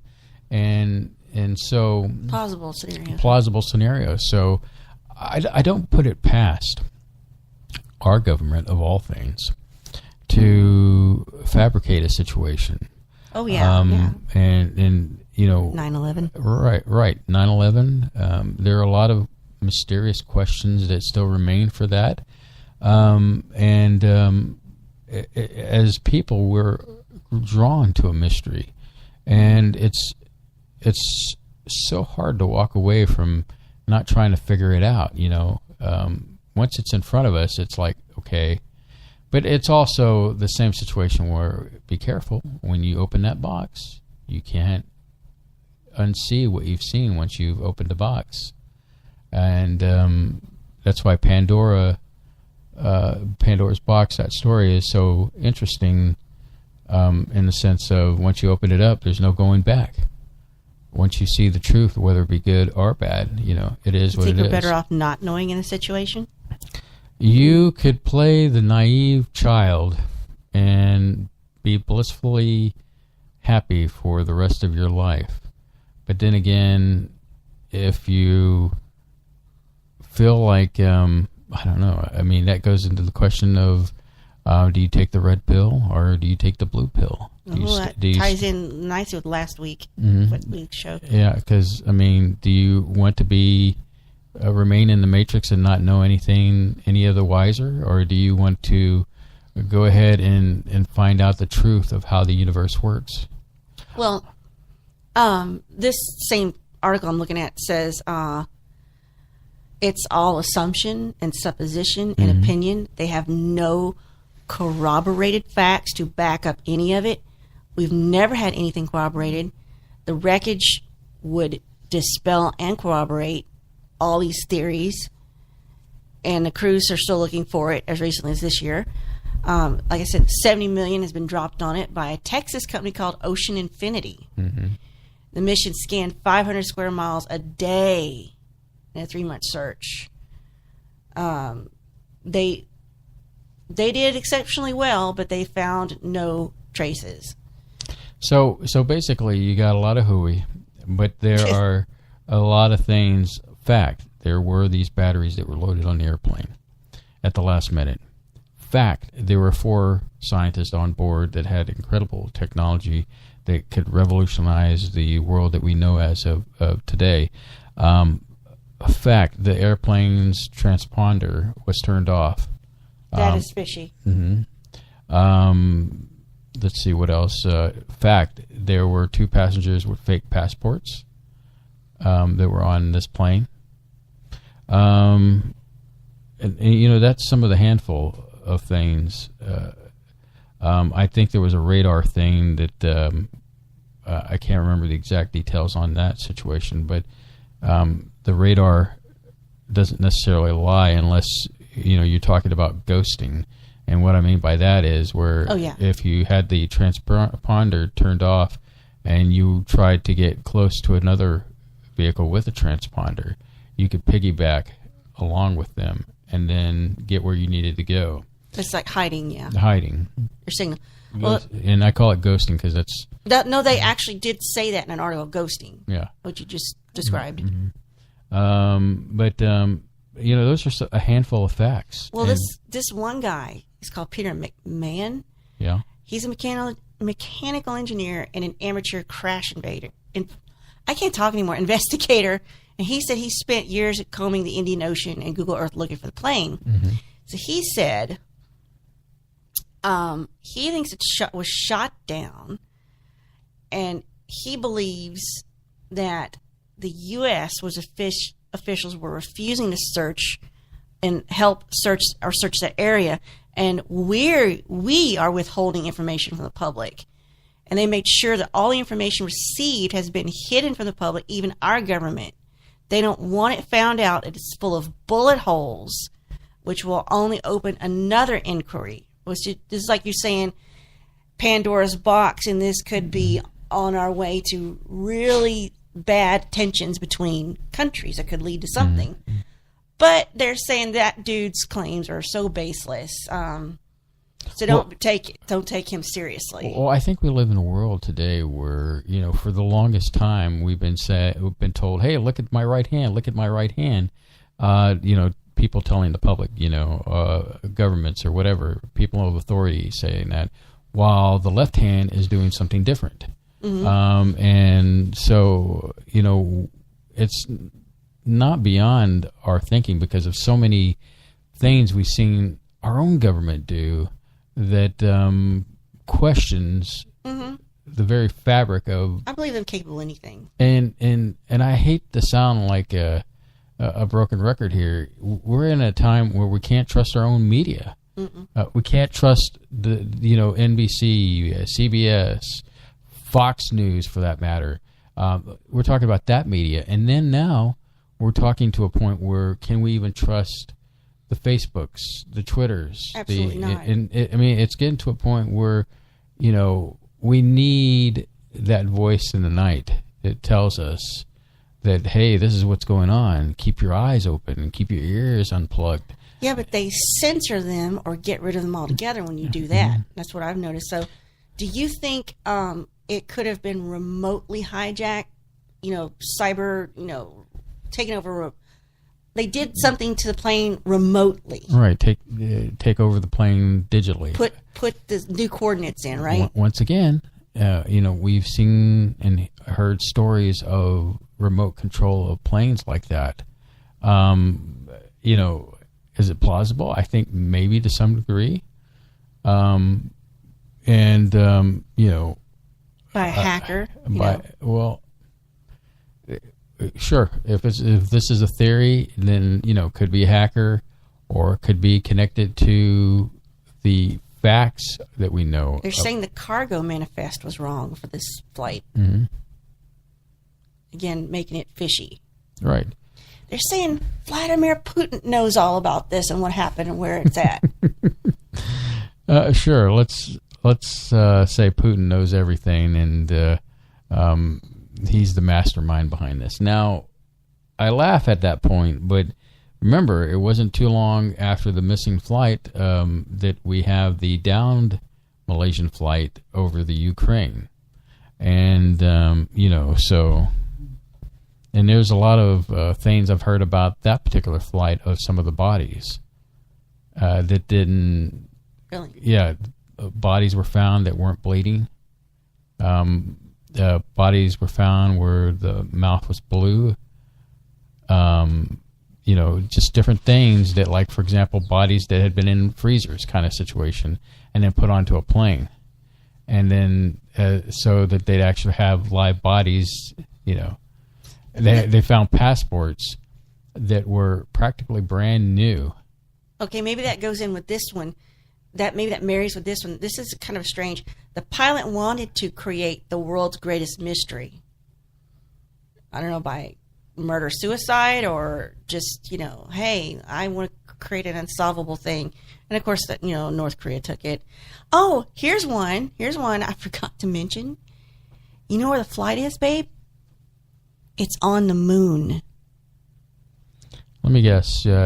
People are using the CNN report when they were broadcasting that it got sucked through a black hole and teleported to intergalactic spacecraft swallowed the Boeing 777 whole and transported it to the moon for some extraterrestrial reason. So that's aliens, basically. So that's the Sucralose connection? Grid of energy. It crashed on a vortex energy point on the Earth's secret free energy grid. Sure. Okay. Again, that one's I don't get that at all. So, of course, just the usual theories we mentioned. Life insurance scam that you brought that up, I think. Mm-hmm. They're saying MH370 and MH17 were the same plane. And of course, alien abduction, a 9/11 style false flag hijack mission. The CIA is actually behind it. So it just keeps going. I'd have to review my history about, since you brought up the fact that the MH17 was the same plane, and from what I heard about the bodies, you got to ask, what's the gain? What would the Russians gain out of bringing down this plane? Or, of course, they wouldn't know. They'd just be... That's what saying Putin didn't say anything because it'd be admitting espionage on their part. Well, yeah, so, it's just... BBC.com actually puts a slight spin on the guy who said he retired, the chief of aviation. No. Said he quit over failings. So that they came out and said it, that the reason he stepped down to retire is because he couldn't find the plane. Well, speaking of finding the plane, how we were talking about the debris, I think the debris hunter that was looking for, parts of the plane, he received death threats for just simply searching for these parts of this plane. So why would a man receive, just, hey, man, I'm just trying to help out, solve a mystery here, and all of a sudden, I'm getting death threats about, trying to find the parts or the missing plane in general, I think in the end, there are people that don't want us to know what happened to this plane. Yeah, see, I think that's plausible. We're just not meant to know. Well, it's above our clearance. Yeah. And so, I guess it is what it is, my friends. But it looks like we're at the top of the hour, Surlana. So let's go take our break here. And when we come back, we'll have some more Spaceboy Universe. Exploring the universe with Spaceboy and Surlana. You're here. We love ya.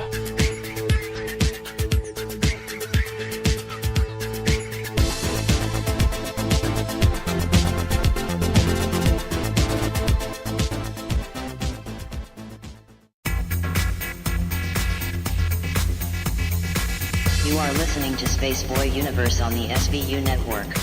Explore the universe with Spaceboy and Surlana.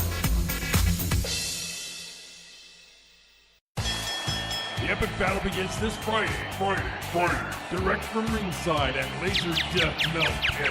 Bot versus Bot in Galaxy's 2-ton weight championship, where your challenger, Good Bot, will face the reigning champion, Bad Bot. You're terminated. Reserve seating starting at $30. 2-drink minimum, where ladies don't get in free. This is an SBU production. You're listening to Spaceboy Universe.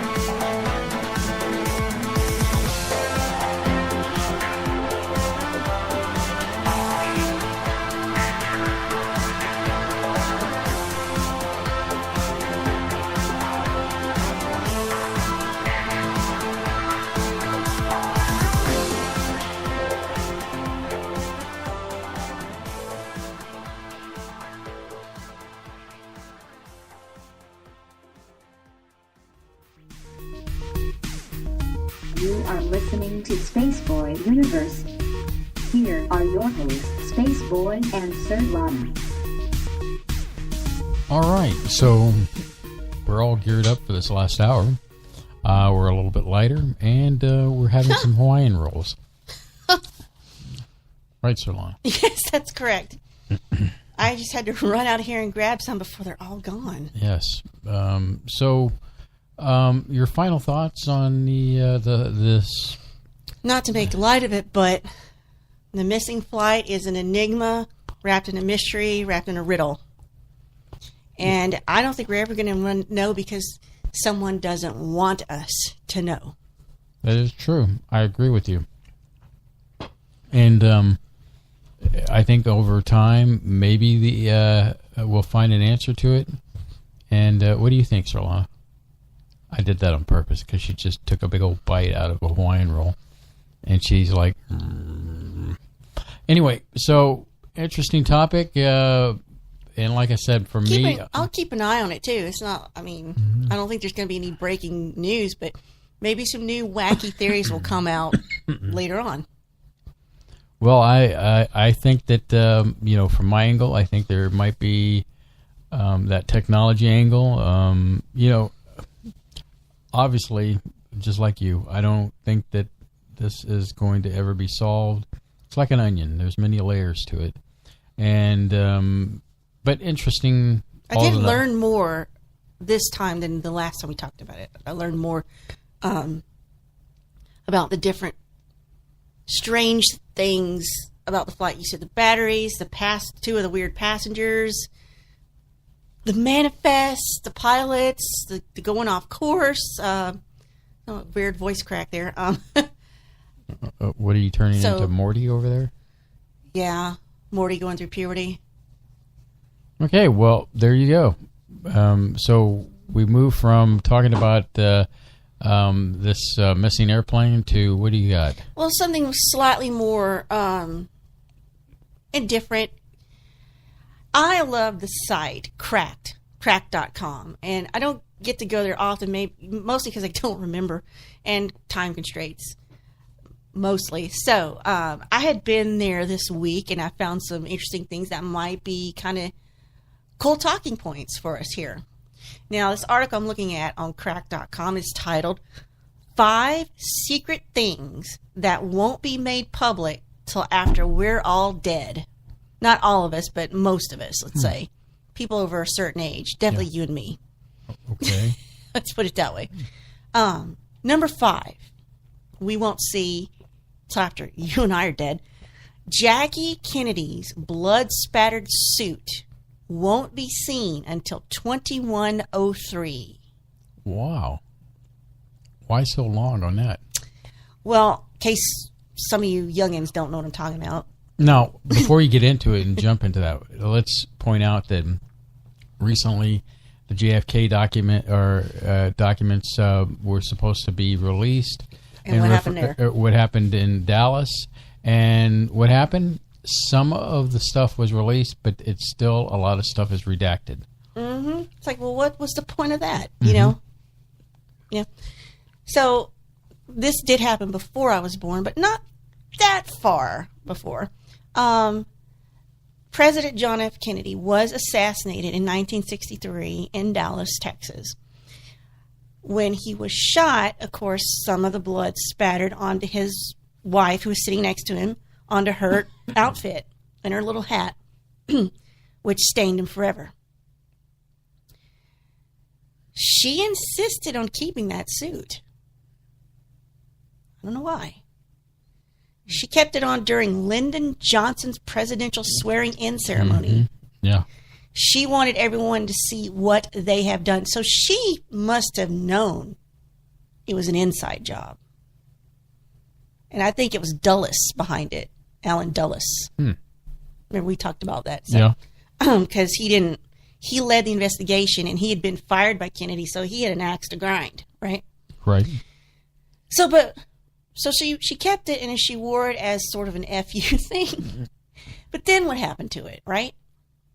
What do you do with a ruined outfit that has become a historical artifact, evidence in a crime scene, and also a devastating traumatic memento? Is that what you're saying? No, I was making Why are you doing that gesture? You were bringing up a dress situation, and I can only think Oh, of you're talking about Lewinsky. Yeah, that's so much different from this. Well, I mean, every woman has their motive, I guess. So why she keeps either a blood-stained or other kind of stain. I've been completely derailed here. Yeah, I'm sorry. I look over and you're doing... Okay, look, okay, let's move on. The audience doesn't need to know I know, but still. My hand gestures. I've done that before, too. So what do you do with that? Throw it away? Give it away? So are we going chili peppers here? She respected the significance of what happened to that outfit. Mm-hmm. And she had a custom-made acid-free box created for her to keep it intact so future generations could be horrified on field trips and see what they have done. This is why I love Cracked, is because the way they word things is so wonderfully cynical and humorous. Right. So, after her death in 2003, her daughter Caroline signed over the outfit to the National Archives in College Park, Maryland, on the one condition she had was the suit was to be preserved but not displayed publicly until the year 2103, so as not to dishonor the memory of the late president or cause unnecessary grief or suffering to members of his family. Because they'll all be dead by then. Yeah, that's exactly what it is. Yeah. So in other words, to spare some viral Insta of a teen dabbing in front of the caption, Jackie's dress was the realest you-know-what of all, standing in for all the feels. I think that's a legitimate reason also for it not to be displayed, is wait till social media has died off too, so people can't, desecrate the memory. I think that's what we're trying to get at. Okay, then number 4. Or did you have anything to say? No, I was going to say, by that time, nobody will remember it. It'll be a disconnect, Yeah. It won't be like, what's this thing? Yeah. The number 4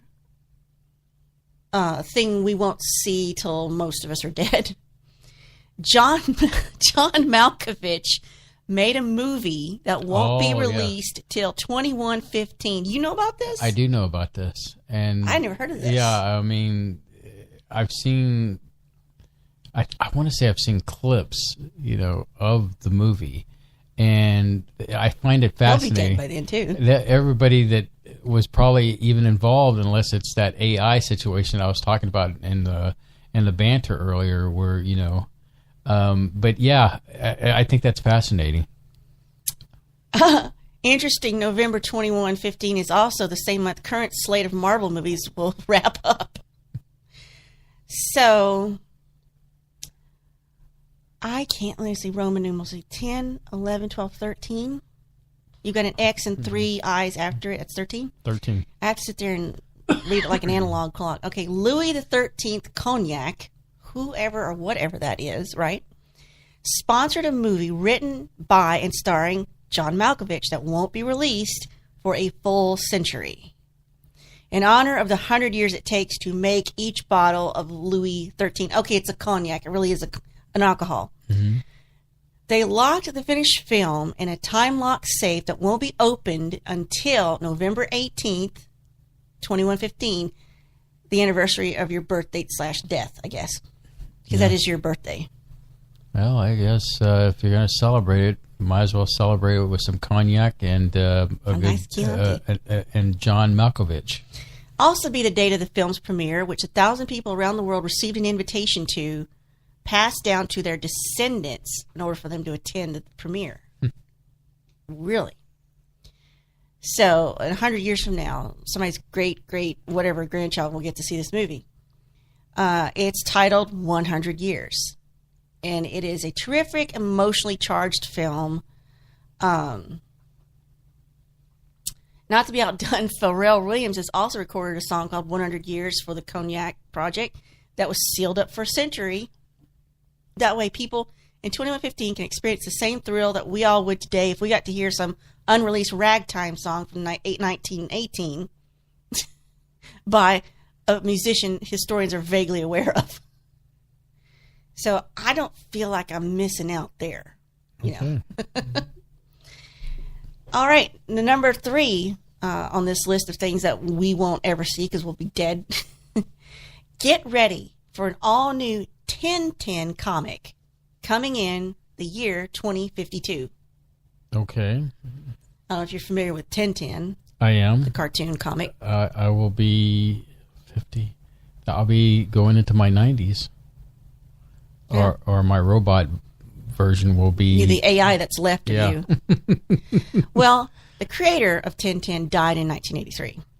Now, he gave express wishes that there not be any more 1010 comics created after his death. Mm-hmm. His publisher agreed to this until the year 2052. They're planning a release of an all-new 1010 comic. But why that specific year? Because that's when it goes into public domain. At which point it'd be legal for anyone to publish their own comics about the Belgian kid reporter and his dog battling a pseudo-anti-Semitic stereotype in the turn-of-century opium dens, which people in 2053 will assuredly be craving by that time. So they're not waiting forever like he asked. They're just, kind of waiting until everybody who's concerned is dead, Right. So, does anybody even care about 1010 comics even right now? So, I thought I'd heard that they were going to make another 1010 movie. Spielberg made the first one. And, yeah. Yeah. Okay, the second thing we won't see till after good and gone. In the year 2114, a forest in Norway will become a library of all new works by famous authors. The Future Library is a conceptual art project in Norway, and it's inviting one author per year to contribute a piece, which will be sealed up, totally unseen by anyone, even the editors and publishers, until the year 2114. So they're growing a forest with the express intent to turn the trees into the pages for these works and making them only physical books that'll exist after that. So Margaret Atwood, who wrote Handmaid's Tale, contributed the first piece. David Mitchell, who is the author of Cloud Atlas, recently contributed. So now they can write whatever they want as long as they don't show it to another human being, including proofreaders.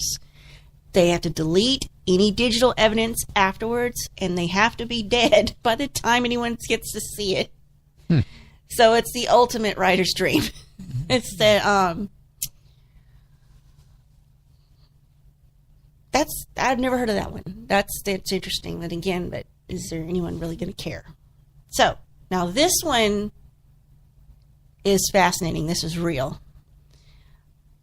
The number one thing we won't see for another 1,500 years. Okay, which will be long gone by then. Maybe even the physical book will be gone by then too, because it is Marie Curie's notebooks that are too radioactive to look at. Huh. Bless her soul, lady. She, if you don't know, Marie Curie was one of the most significant members of the scientific community in the early 20th century. So it makes sense that her notebooks were saved for museums. But the only problem is, by the time she died of radiation poisoning, all of her possessions were so contaminated with radium, which has a half-life of 1,601 years.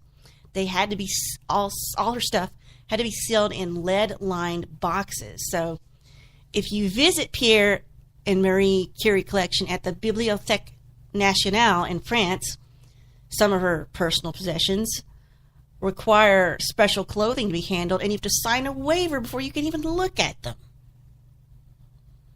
So if anyone's going to see them, it's going to be the great, great, great, great, great times 10,000 grandchildren that are still mega huge Curie heads.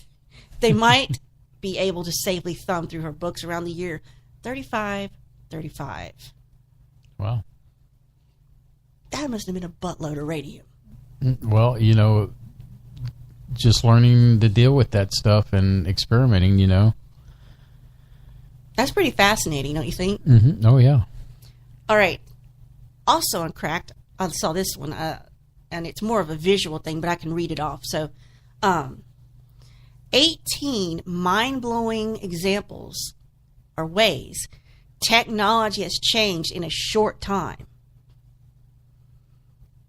Now, the first commercially available digital camera could take 32 photos in grayscale at a resolution of a whopping 320 by 240 resolution. That's teeny. Mm-hmm.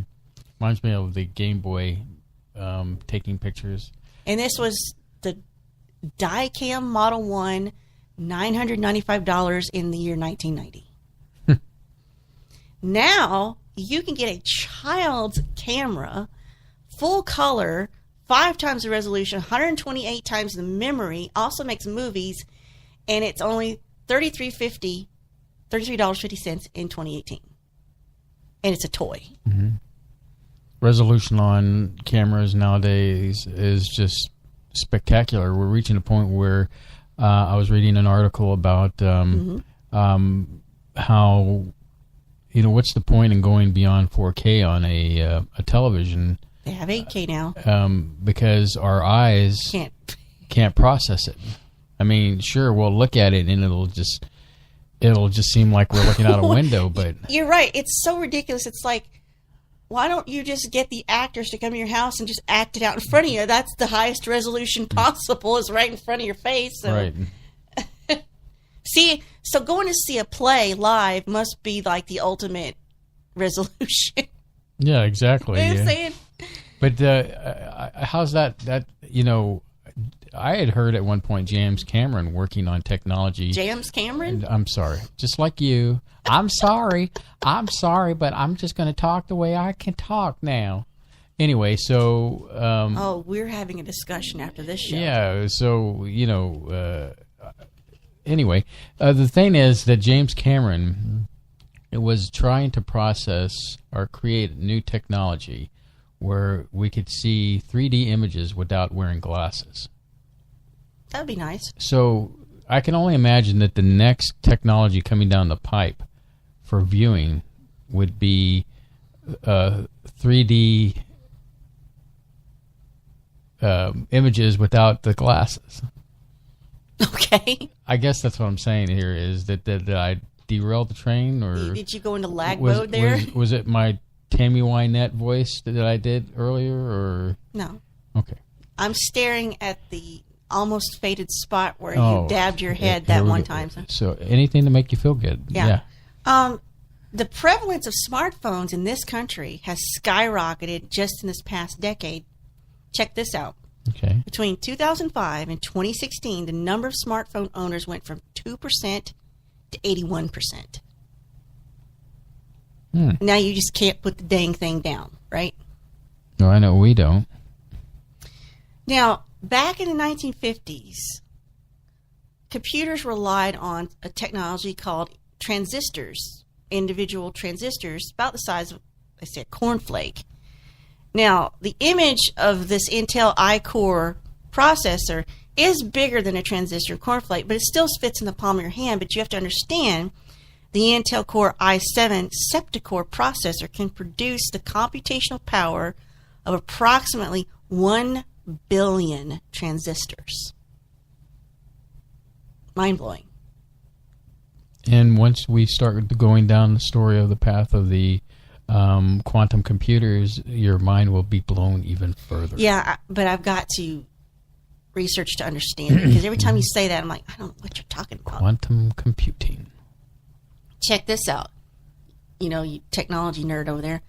The earliest CERN network routers in the 1980s were limited by a 2.4 gigahertz frequency band and speeds of 2 Mbits per second. Is that megabits, maybe? Yeah, megabits per second. Today, you can go into a store and buy right off the shelf a 5 gigahertz Wi-Fi router with speeds up to 426.7 megabits per second, straight, out of the store. Mm-hmm. Again, wow. I'm looking at a photo of a computer, I guess is a computer. It's two next to each other. It's about the size of a washing machine, right? Yeah. It's an IBM 2311 disk drive. No. It held 7 megabytes. And this thing is the size of a modern-day washing machine that you have in your home. Now, 7 megabytes, that's maybe 2 MP3 songs. Or a $6 SanDisk flash cruiser drive that holds 16 gigs, that's over 5,000 songs in MP format. Now, something that sits right in your hand has more capacity than the first hard drives. That's a flash drive. It's not even the same states, you know. Yeah, memory drive, memory sticks. It's fascinating, and they're like tiny. They're smaller than postage. You know, it just the size keeps going up and up. Or we could talk about the SD card, which is just more way to put data onto something. It's even smaller than a flash drive, a thumb drive, or a jump drive. And then you can get the micro SD, which you have to put in an adapter. Right. To read it. Yeah, so because it's so small. The actual physical media is so small, and it can have more capacity than a washing machine sized disk drive from like the 50s. So, very cool. There was such a thing as 3D printing in 1987. You could argue that fact a little bit, that it's 3D printing, but it was built in 87, and it looks pretty crude, and it's got different components and wires and different boxes, and they show this against 3D printed human embryonic stem cells, which is like they've zoomed into the Petri dish. It's in 2013 we can do that. The first DNA tests were in the 1970s that required large blood samples, and they're only 80% accurate. Now, there are more than 30 companies that offer at-home genetic testing with just saliva for less than $100. So you don't have to go to Jerry Springer anymore to find out if that's your baby daddy. You just collect his drool when he falls asleep, and now you'll know, right? Right. The next one has to do with DVD resolution, so you'd have to see this, right? But they're pointing out early 2000s DVD resolution was one way, but now here we have 4K on DVDs in 2018, and it's like being zoomed way in without losing quality. So, in 1955, we had an advanced computer that defeated a world chess champion for the first time. Remember that? Was it Deep Blue? And in 2005, a human defeated an advanced computer for the last time so far. So we got it back. They made a point here about how practical effects and makeup, like 1968, like Planet of the Apes, right? They show a guy getting his monkey face on and all the things he had to go through with it, and then they're showing like Andy Serkis wearing the motion capture cap, right? And that's the ape in 2014. So in 1995, less than 1% of the world population used the internet. Today, more than 50% are active users, according to United Nations. Access to the internet is a basic human right. Can you believe it? Yeah, because of the things we do our banking, we do our everyday life seems to revolve around the internet. 2001, a 40-inch Sony TV weighed 286.6 pounds and was 26 inches deep because this was still, I think, CRT technology. Today, a 40-inch Sony TV weighs 17.1 pounds and is only 2.8 inches deep. Think about that. What's the largest television you've ever had in your life, or the heaviest going back in time? Some of these I'm skipping because 1979, the Beast broke world records for the fastest roller coaster, propelling guests 65 miles per hour. I'm sure you can guess at this day and age, they've blown that away. The fastest coaster is called Formula Rossa. Makes that ride look downright leisurely. It's a hydraulic launch system that brings the coaster to speeds of 149 miles an hour, and the guests are required to wear protective glasses. That seems like you should sign a waiver before you get on that. So you would think. Just two more. It took less than 5 decades for a heart rate monitor to evolve. The first one was in a big briefcase, and it was reel to reel, right? And now it's on a watch in a Fitbit. Oh, you're going to love number 1. 1988 Korg M1 synthesizer station, $1,999. The Korg M1 synthesizer workstation app for iPad is $15. Mm-hmm.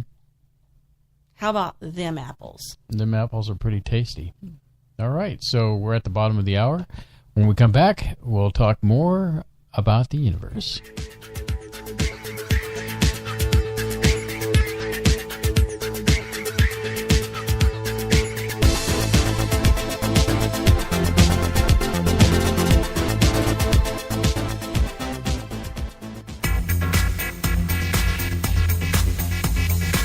You are listening to Spaceboy Universe on the SBU network.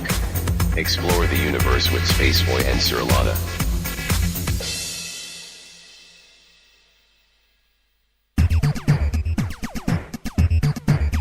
Get your game on Spaceboy Universe.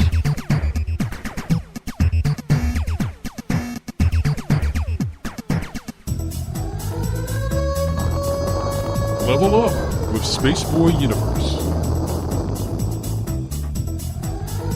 No quarters, no problems. Play it at Spaceboy Universe.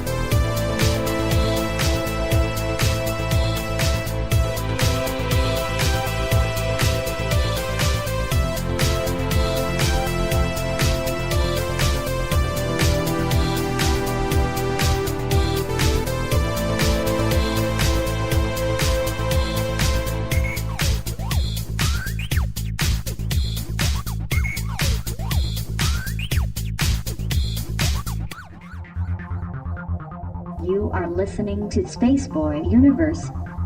Here are your hosts, Spaceboy and Surlana. Well, we opened up the floodgates, and we have a guest on the phone right now. It's Gigi Rabbit from Shift Happens, that really popular show that you should catch. And I guess before he gets away, he could tell us a little bit when you can catch his show. Welcome to the show, Gigi. Hey, guys. How's it going? Good to be here. Yeah, fantastic. Yeah, so, you mentioned earlier, briefly, you were talking about the 3D without glasses technology. Mm-hmm. Now, what a lot of people don't know, and understandably so, is that I know firsthand that this technology has existed and it was perfected in 2009 and 2010. And that's because I worked for the corporation that was developing it. In fact, it was a corporation called Tau Corp. It was based out of Hollywood. And it was absolutely perfected. You could adjust how much things pop out of the TV, kind of like you can with the Nintendo 3DS. But, that Nintendo 3DS technology is absolutely barbaric compared to the full, real 3D without glasses technology. I mean, it was ready to go. They had done deals with multiple TV manufacturers. They had at least tens of thousands of units of TVs that were capable of taking advantage of the technology so you could have it at your house. They had deals with movie theaters that were in the works. And then, but here's the problem is, another thing this company was developing at the time was artificial intelligence, and that's a whole other story. But the point is, this company really knew what they were doing. But the problem was, at the time, Sony and Toshiba had just spent at least hundreds of millions of dollars, if not more, on 3D with glasses technology, not foreseeing 3D without glasses coming around the corner. And so, and it kind of reminds me of the whole situation with, the Malaysian flight, Once that's one of the theories is, foul play because of, they want to have control of the technology.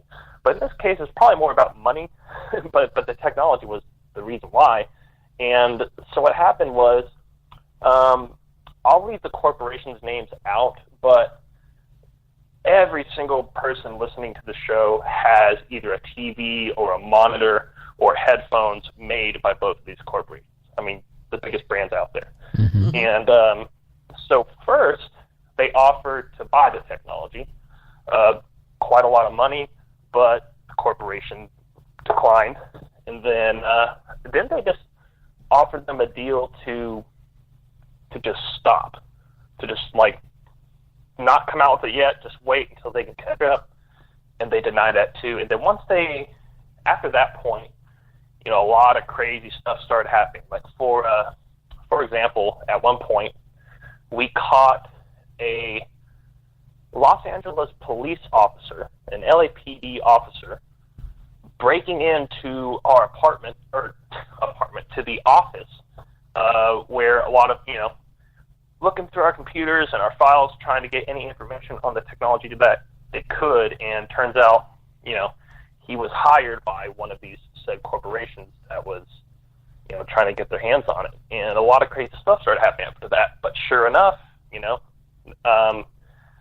ended up succeeding in stopping it from coming out, because here we are 9 years later, and still people don't even know that the technology is out there, and it's still not in the public.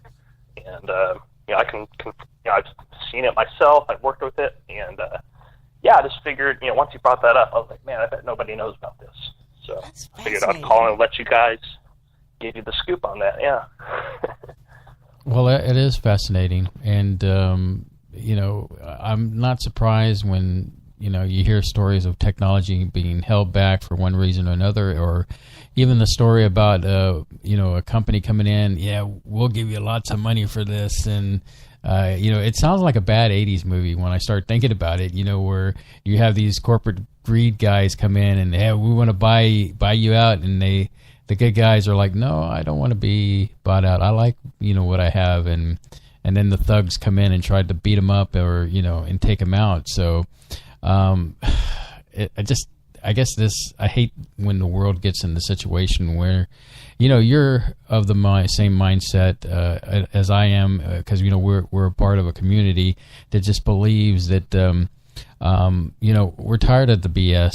We just want to get what's out there and expand our minds and grow, and we're constantly being hampered by people with power that are putting us in a position where we can't be ourselves. We're trapped. The only way we're untrapping ourselves is through the sharing of knowledge. And how do you feel about that? Yeah, that's one thing that's always kind of blown my mind. Like, we still haven't figured out, as a human race in general, to all just imagine how much technologically advanced we would be right now if, for the last 50 years, the whole world worked together towards advancement. I think we would be hundreds of years ahead of where we are just with 50 years of cooperating, probably more than that. And it's really it's just such a bummer that we still 2018 the whole world can't get along. You know what I mean? But but also I do want to add that to be honest, part of that whole there was a bigger reason why that technology didn't come out, the 3D without glasses, and it's because, like I briefly mentioned, they were developing artificial intelligence technology as well, which is currently used. They're starting to replace cookies, cookies on the internet. Yes. They're starting to replace that with artificial intelligence. And, if you ever had those moments where, you're just sitting in your apartment and you just happen to mention a certain flavor of Doritos, and then you pull out your phone a couple minutes later, and then an ad of that exact Dorito product shows up. That's what they're they're using it for stuff like that, amongst a bunch of other things. And that was what they were really trying to purchase and really trying to buy out. But the 3D without glasses was kind of an extra part of the deal. It was either all or nothing. And so yeah, that's really why that happened. And like you said, this corporation we were all very spiritual people. We were all very close. And although, honestly, I was more of an errand runner, basically. I wasn't involved in the actual development of the technology, but I was there and I saw it, and that was their thing. They knew the potential of bad that could come from AI getting into the wrong hands, and that's why they fought it so hard. And it quite literally turned into a war, and we lost. Indeed, it is sad. I agree with you in the sense of we could be so technologically far in for example, the time it took, like the turn of the 20th century to putting the man on the moon. We're slowly approaching from the man on the moon point to the next 100 years. Where we should be out there exploring space. And, I'm not saying, we would be like Trek in a lot of ways, but we would definitely be exploring our solar system, getting to Mars, getting, to Saturn and exploring the rest of the planets in our solar system. But it just really feels like, we're not achieving that and we're being held back. I just hate that. Because, when I grew up, I grew up watching Star Trek as a kid, and I was like, man, the future's going to be bitching. I'm going to be, getting a chance to go out in space and, learning all this stuff. And the future, didn't turn out the way I'd hope it would be. And, it's quite a bummer. And as I've gotten old, or older, it's like, all this stuff is like, I've traded my my young life for mortgages and paying cars, but that's a conversation of entrapment by the powers that be to keep us suppressed in some ways. And so, you know, it just really grinds my gears when, or better yet, it gets my goat. So, Lord. Yeah. I'm going to delete that wave file. Yeah, it is. It's extremely painfully frustrating, to say the least. Absolutely. And, you know, a great example is, you know, they just discovered that planet the other day, or a week ago, whenever that was. Mm-hmm. Apparently they think, you know, that planet that's behind Jupiter, I believe. And it's like, you know, I'm thinking, man, we discovered Pluto, which is so much further away, in 1930. And, you know, like, if we had been cooperating since those times, we would have discovered that planet probably about 60 years ago. Right. You know what I mean? Yeah. And, yeah, it's absolutely frustrating. It's absolutely frustrating. And you know what? Have you guys ever seen that show Seth MacFarlane does, The Orville? Oh, you guys yeah. seen that? I'm actually a fan of it. I've been trying to get Surlana to get into it, but she has I won't go into that. Man. She has I cannot stand that man. I can't and stand him. I try to tell her that it's not like Family Guy or American Dad. Don't care. I can't stand him. But yeah, you know, feel free to watch it and talk about it. But anyway, go ahead with what in other words, just to let you know, I like the show. But you know, what are you going to say about it? Yeah. Well, I'll tell you what. You know, I totally you know, Family Guy and the other stuff he's done is very. There's no middle ground. Either you love it or you hate it, and if you hate it, I totally get it. But I think, like Spaceboy's about to say, you know, this show is really, it's totally different in style from anything he's ever produced before, and it's actually it's good. And they actually have some. Not only is it funny, but they really do touch on some very deep points and deep ideas that kind of make you know, it's a pretty good show. And you know, if anybody hasn't checked it out, it's definitely worth checking out. But at the same time, if you don't like it, well, that's you know, I don't like bananas. You know, most people like bananas, so it's all good. You know, it's like I tell everybody, it's the Star Trek that people want. And, you know, here you have the Star Trek that people are getting from the other end, and they're like, man, I really hate this. But the Orville is great because it brings back classic Trek, kind of that next generation feel to some degree. But I think it interjects a little bit of comedy. You know, it's kind of like it brings a little comedy that it's like taking Star Trek, The Next Generation, and making it funny in a more modern, in a non-cringy way. In a non-cringy way, because they did try to be funny. It was a little cringy. Mm-hmm. But you know, remember, I've always said it takes at least the third season the things to get real and good. But I think this next season that's coming up is, you know, it's being directed by. There's some episodes directed by Jonathan Frakes. Yeah, and there's Marina Sirtis is going to be in it. Oh, Deanna. You've had the Doctor from Voyager. He's been in it. Robert Picardo.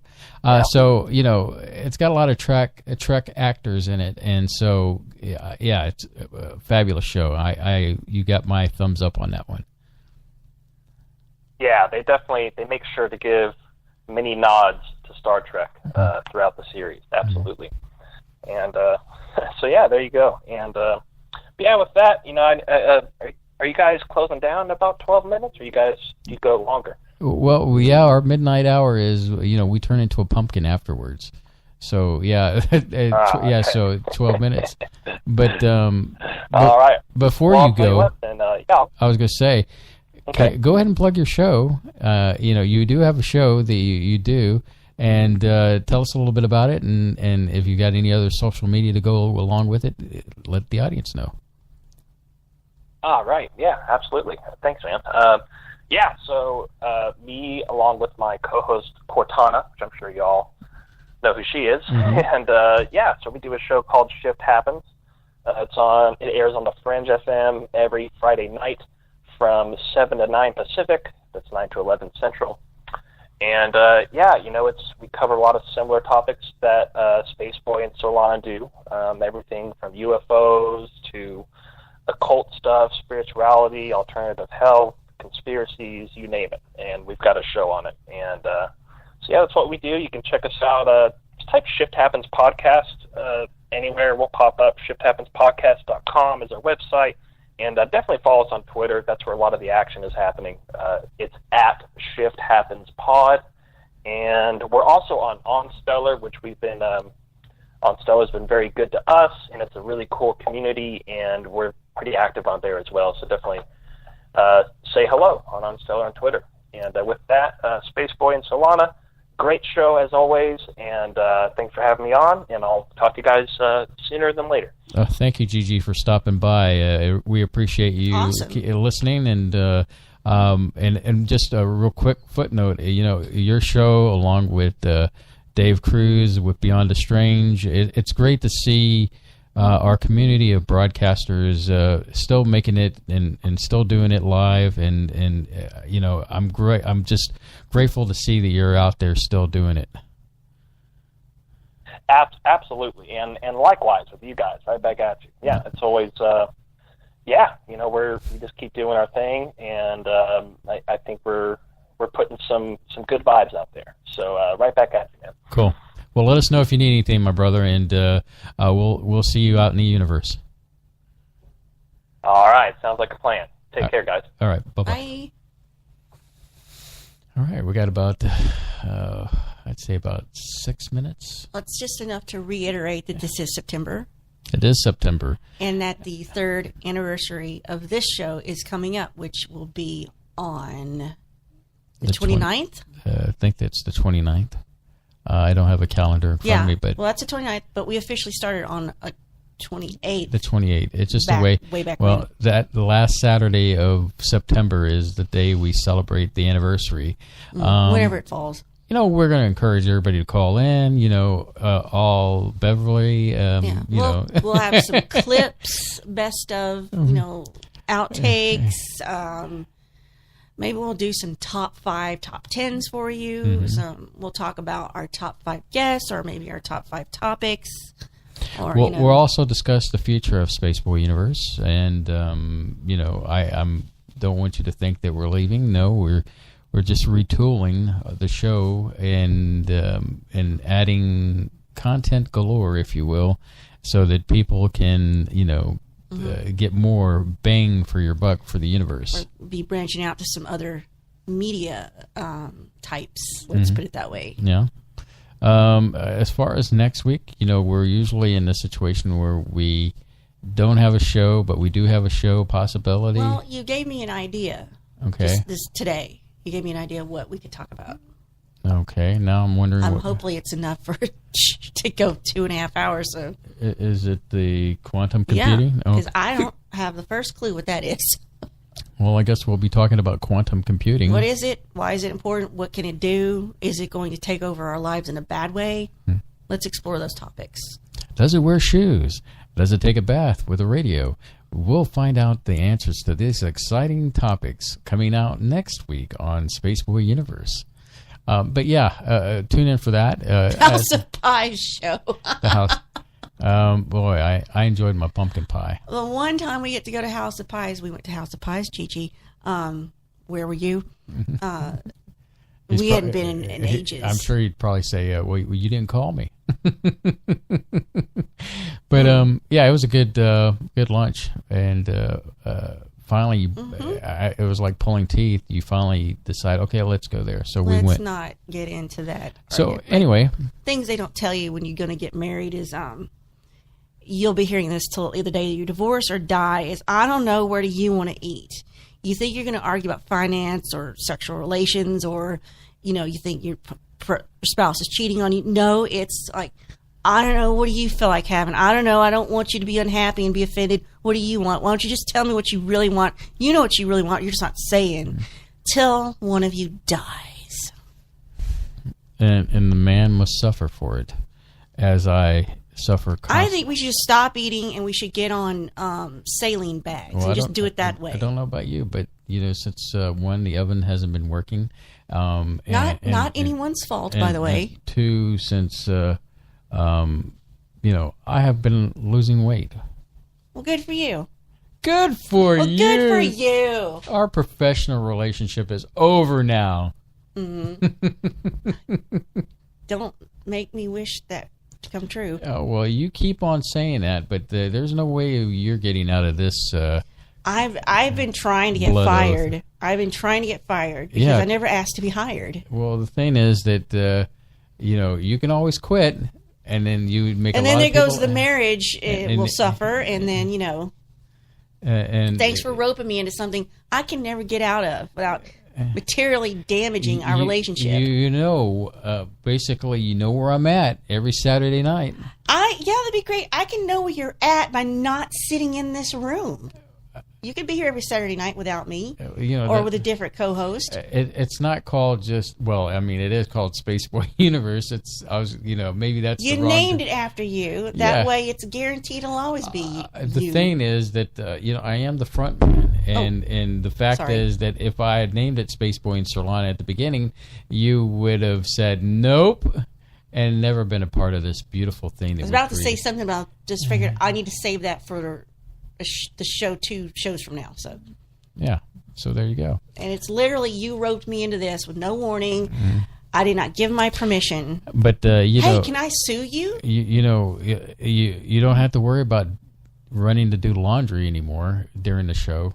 You'll find out what I'm talking about on the 29th. Yeah. So I guess on that magical note, people, there's always a mystery out there, and marriage is the greatest mystery. And it indeed is the greatest mystery. So join us next week, my friends, 9 p.m. Central Standard Time, Spaceboy Universe. Explore the universe with Spaceboy and Surlana before they killed each other. Good night, everybody.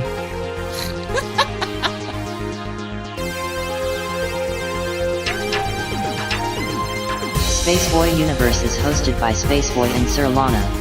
Executive producer is Surlana. Associate producer is Lee Ann Cordes.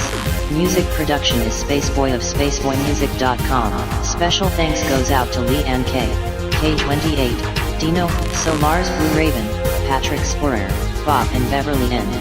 This has been a Spaceboy Universe production. Support the universe by exploring Spaceboy Universe with Spaceboy and Surlana. Sweet dreams, Space Cadets.